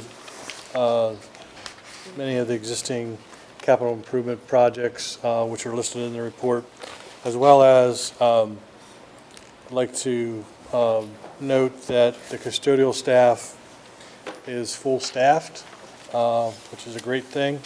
But I guess I'll take this moment to put out there that the custodial staff can always use some substitutes. So anybody out there that's hearing this and have a desire to apply for that, we would encourage. Okay, and before we move on, just for the board's information, the capital improvement project status report that Mr. Buffington alluded to in the Buildings and Grounds meeting is listed here. So if there were some things in there you weren't exactly sure what we were discussing, that this is where that came from. Thank you. 12.03 Susquehanna High School Project Progress Report. All right, progress report. Coming down to a few weeks left in the project. The construction crews are working on the main lobby entrance, canopy, team rooms, main parking area. Just to put the more information out there, we are planning an open house November 10th, 2 p.m. to 4 p.m. at the high school. So encourage people to attend that. As I go through, so progress of the project is going well financially. Refer to the slide and just point out, as we've been reviewing, you can see the remaining budget there, over $900,000 as we're working through the project. And Greg, if you can, and that second slide there shows, the total allowances, yet, and as we'll mention here coming up, we're seeing some of those allowances coming back that were unused, and so we're seeing those come back as credits. So good news financially as we're looking to wrap up the project. And also would thank the good Lord above that we had great weather for the blacktop being laid. That was a nice 4-day weekend there. Yes, very, very good. We had rain previous to that, and we were concerned, but very good weather for that. You never know what you're going to get in October, but we were very fortunate to have good weather for that. Okay. Change orders approved on site for the Susquehannock High School project. Certainly submitted for your information. Certainly willing to dive into any of those as the board may ask, but I'll just summarize that the total is a credit for $46,000, over $46,000. Again, what we're seeing are allowances coming back. We'll have another one. There's at least one more coming back next month, so we're going to see some more trends like this with the allowances coming back. Again, if we can speak to GC 064 a little bit, that would be good. Sure. GC 64 for $8,830.46 was to modify the pocket that goes into a door to allow 18 inches of clearance with that. The architect is taking full responsibility with that and paying 100% of that change order. And by contract, you would really only have to assume 15%, is that correct? That one,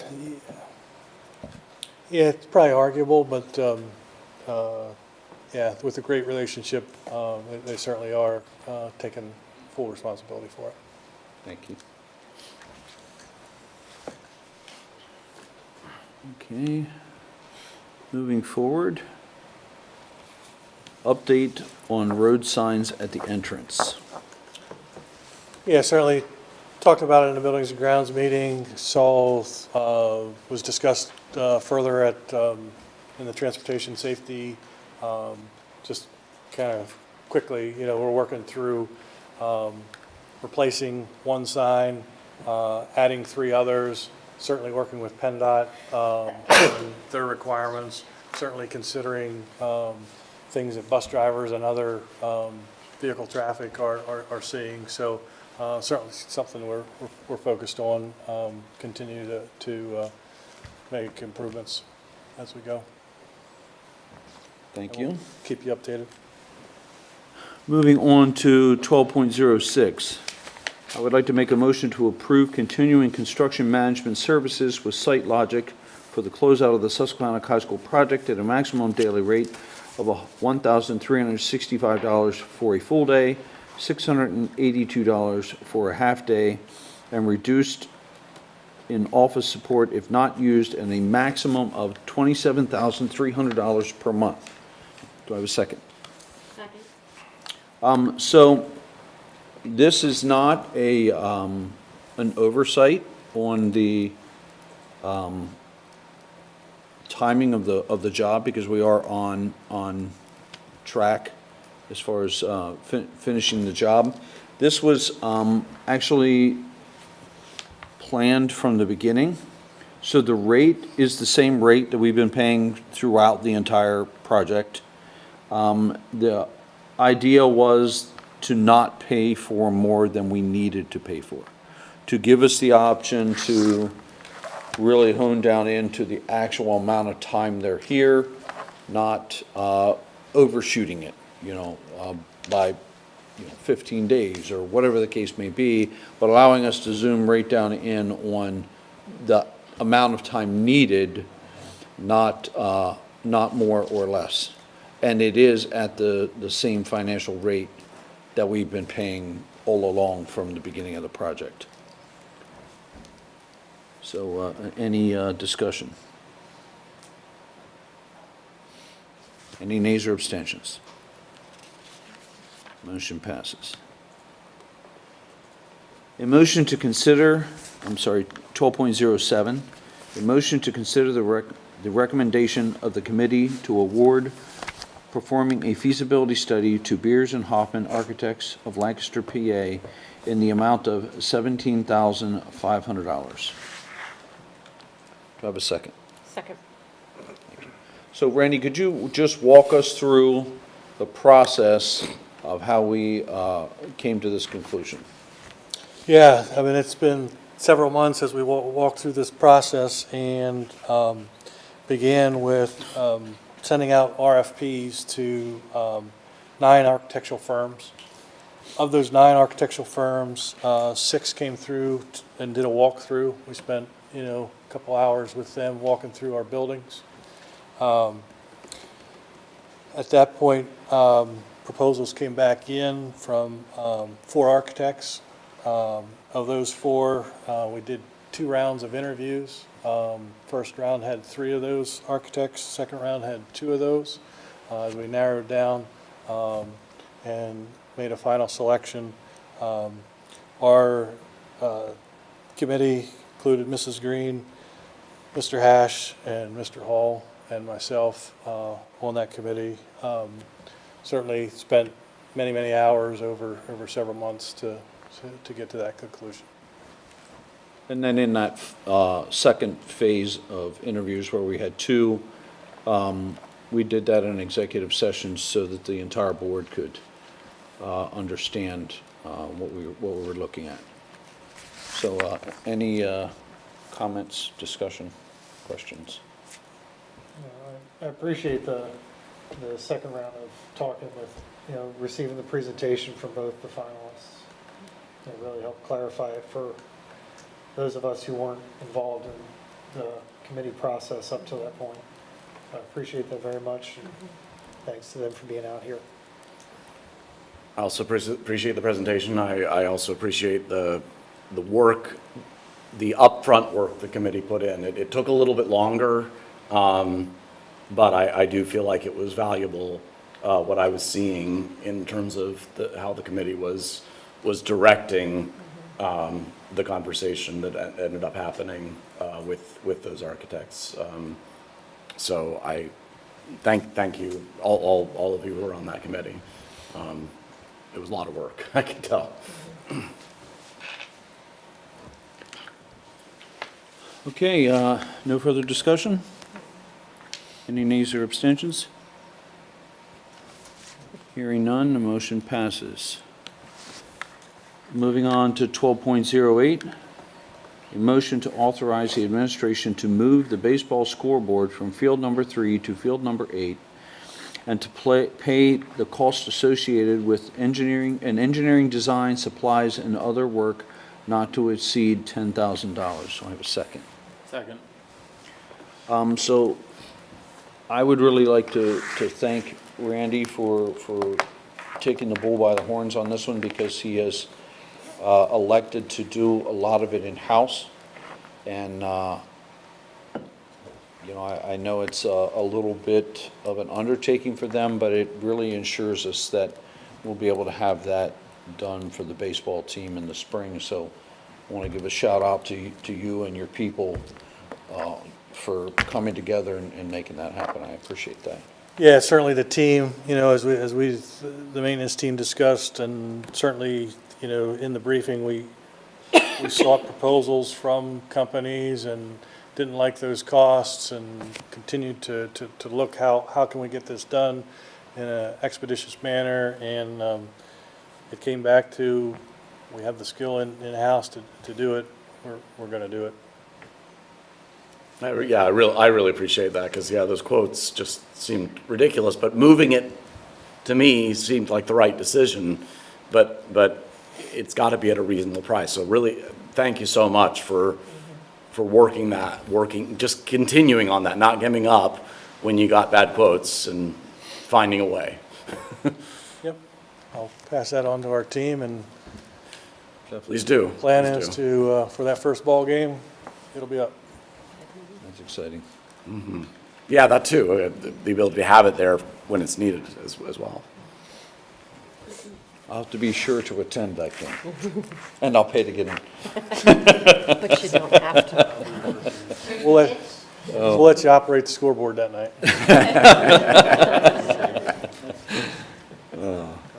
Any other discussion? Any nays or abstentions? Hearing none, motion passes. 12.09, a motion to approve authorizing the administration to sign documentation necessary for the sewer project, such as the highway occupancy permit and other related documents, or other required documents related to permitting.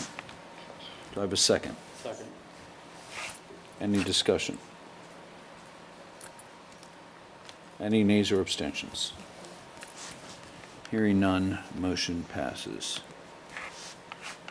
Moving on to 12.10, a motion to approve the quote in the amount of $18,500 utilizing the CoStar's contract with Sage Technology Solutions of Mountjoy, PA to install a sound system for the track at Susquehannock High School. This project is part of the capital improvement plan. Do I have a second? Second. Any discussion? It is so needed up there. It's good to see it Yeah. coming together. I mean, to see them have to carry that sound system up there every time, and the sound system, nobody can hear it unless it's directly facing you. So honestly, I think this is a great thing. I wish I could have experienced it. We'll let you come out and operate I'll that. have to come out and operate. I'm not announcing it. Get announced. More guest announcers. Any other discussion? Any nays or abstentions? Hearing none, motion passes. Moving on to 12.11. This is use of facilities. This is for our information. Moving on to 12.12, other items of business, which I have none. Mr. President. All right, thank you. Thank you, Randy. Thank you, Randy. All right, moving on to item 13, our athletic report. Ms. Doberman. All right, item 13.01, the athletic report. So I forgot to print this out, so I'm working off of the computer, my phone, and what formerly was known as Twitter. So I have girls tennis. Warriors girls tennis ended the regular season YAIAA Division II champions. Summer, I don't know. Antoia. Say it. Antoia. Vicky Chen, Mackenzie Hodge, and India Lester qualified and competed in the YAIAA singles tournament, while Natalia Ramirez Snell Vicky Chen, Summer, Antoniak. Mackenzie Hodge, Eli, Shizminus. see, you guys are a good help, and Jalen Van Nice, all competed in the doubles tournament. Okay, so field hockey. Warrior Field Hockey ended the regular season YAI AA Division II champs for the 4th consecutive year. The Warriors won 4-0 over Kennardale in the first round of YAI AA championships and will play again on Wednesday, which they did, and they won. Oh, he wrote Kennardale again. They defeated Biglersville last evening 3-0 in the semifinals. They will play again in the YAI AA championship game against Spring Grove at 12 noon at Shepherd Myers Field on Saturday. I don't know where that is. Cross country. Warrior Cross Country had a successful regular season as well. The Warrior boys team finished YAI AA Division II runner-up, while the girls team finished in 3rd. The Warriors will compete next at the YAI Double Championships, which I have results. And then, wait, that happened on the 15th. Okay, so for the boys team ended up as AA YAI AA champs, while the girls team was runner-up, AA runner-up. Okay, so the boys, Ian Bucalo got 3rd, Ian Lilly got 4th, Logan Trimble got 6th, Jackson Elliott got 7th, Logan Lease came in 8th, Caleb Ross came in 9th, and Gavin Coggins came in 14th.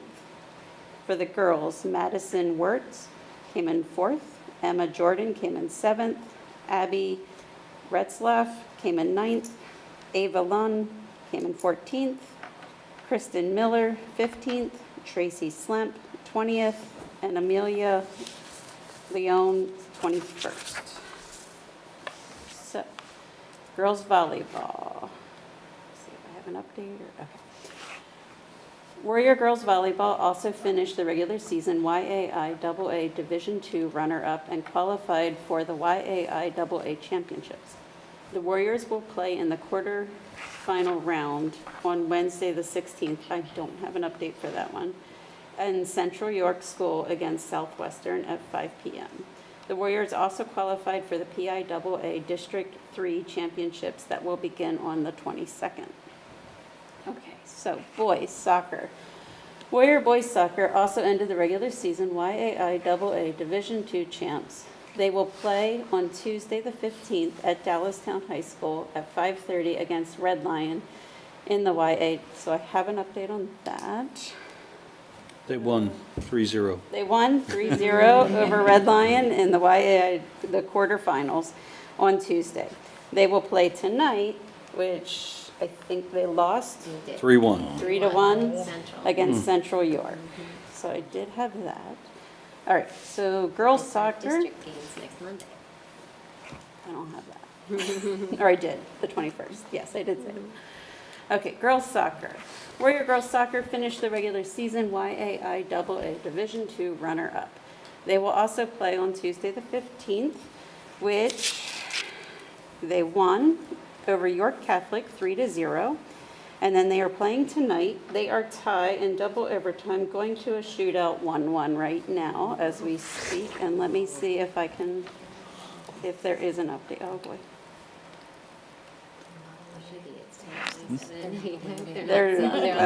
That double shootout, or that shootout was 18 minutes ago.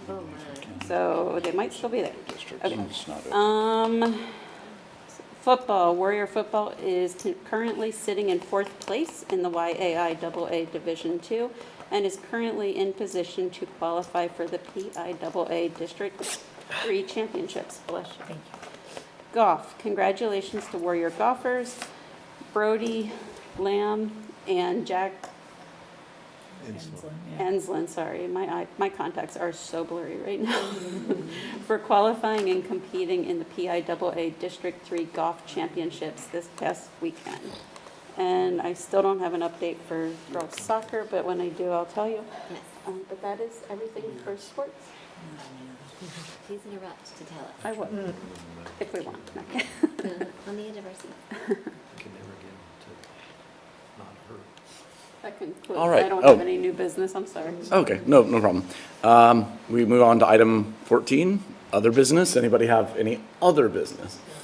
All right, moving on to item 15, Legislative Council. Mrs. Hall. Okay. Short report today. House Bill 2383 establishes an older adult mentor volunteer program. The PA Department of Education will develop a central registry of older adult volunteers to work with students according to academic interests, professional mentorship, skills, and hobbies. Adults and students would meet before, during, or after school in school facilities or on school grounds. Participating schools would identify an interested student, and then after parental consent, and of course, the mentor has gone through all of the criminal check process. They will connect with the student and mentorship will begin. Recommitted to the House Appropriations Committee, House Bill 2599, requiring the Pennsylvania Department of Education to develop a course called What is Your Pennsylvania Story? This course will be incorporated into social studies and general interactions with students, and it will introduce pupils to various cultures, unique heritages, experiences, and connections to Pennsylvania and the United States. And the bill was introduced in anticipation of the United States' 250th anniversary celebration in 2026. There's also school grant opportunities for student anglers and boating lovers. I thought that'd be interesting to note. The Pennsylvania Fish and Boat Commission is seeking applicants for grants that support education programs promoting new and renewed interest in fishing and boating. The grants will reimburse qualifying school districts up to $25,000 for eligible expenses for projects between July 1st, 2025 and June 30th, 2026. The deadline to submit applications is coming up, though, on December 6th. Also, Pennsylvania high school students are invited to participate in the 8th annual PennDOT Innovations Challenge. This encourages students in grades 9 through 12 to present their solutions to real-world transportation challenges in the statewide competition. This year's challenge will be to develop a cost-effective, innovative solution that can help PennDOT more effectively increase awareness of seatbelt safety.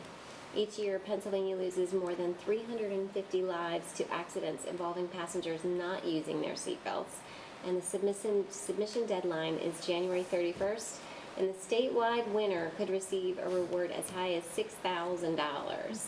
So from the foundation perspective that I have here, I think that's great college money for any student out there that's interested in saving lives across our state. It's a good opportunity. Now both the House and the Senate are recessed and they'll reconvene next Monday. And that concludes my report. Thank you. Anything to? All right, York County School of Technology, Ms. Doberman. They are starting talks of budget talking, so I get that twice. No, it's all good.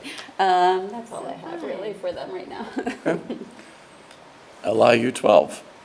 Nothing to report. Nothing to report. There is a report there attached for your information. York Adams Tax Bureau. No report. No report. Southern York County School District Foundation. All right, back to me. So the thank you card contest submissions were due last Monday for the thank yous that go out to all of our donors, so we appreciate so very much. The card contest committee will meet on the 24th to enjoy all of the wonderful artwork submitted by grades of all ages. Stay tuned for the winners. They will be announced, and truly all entries are very much appreciated and enjoyed. Huge thank you to each participant and the best of luck to them. Also, of course, I can't help but piggyback on the open house. Don't forget to mark your calendars for the Susquehannock High School open house to celebrate the milestone of completing the renovations project. And of course, everyone is welcome to join November 10th from 2 to 4. In addition to enjoying the new surroundings, we'll be treated to music played by the students, a view of the aquaponics project, and a few other interactive educational goodies. The next foundation meeting will be November 12th. Thank you. 15.06, other items of business. I have none for this section.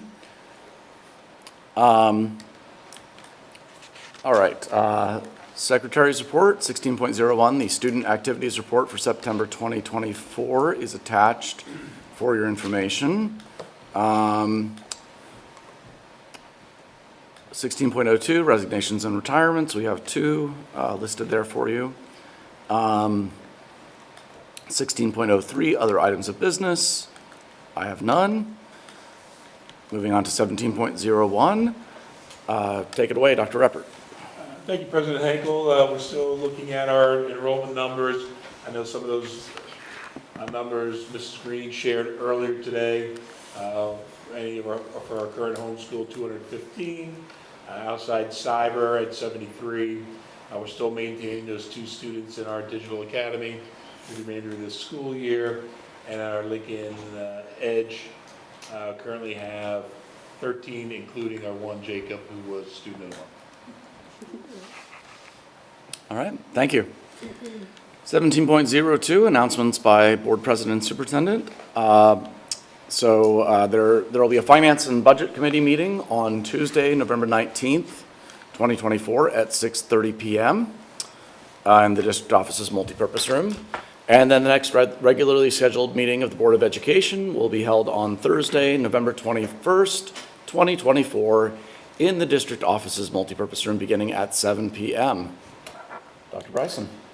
Thank you, President Henkel. Real quick, you guys get better and better each month because I get less and less off of my 2-page list. But that means you're doing well. Good to pick up on the positives going around. Couple real quick things. Just a shout out to Night of Broadway last week was fantastic. Last night was fall orchestra concert, also outstanding. Free candy at the end. You missed it if you weren't there. And we'll have band concert coming up in like 2 weeks is the championship, I think. Come on, Bob. Cumberland Valley High School. And so we know they will do well. But last opportunity here in the fall, probably for some type of musical event to get out to, as well as the plays coming up, but that was already mentioned. Thank you to all the parents who have been out in person or virtually, parent-teacher conferences. It really is impressive. I feel for our elementary teachers because they're packed from beginning to end, but it's really good communication back and forth between parent and teachers. So thank you so much for your continued partnership in that area. And lastly, we also had fun runs here recently in 2 of our elementary schools with, I think, Friendship still left in the spring. Great fundraiser and a way to get volunteers into our buildings and see the kids in action. So lastly, I was going to tie that into Caleb, who had to go home and study, I'm sure. Had the opportunity to see him run on Tuesday or Monday. I went to the county cross-country meet, and he's as positive and happy coming off a 3-mile run as he is when he presents his material here, which I don't understand that at all. But that's it. So keep living the dream. Thank you. Thank you. All right, hang on. Okay. I think we get to keep those, right? The safety briefings? Yes. Okay. Okay, keep them All right. near and dear. Item 18, new business. Anyone have any? All right, item 19, I will entertain a motion to adjourn. So move. Second. We are adjourned.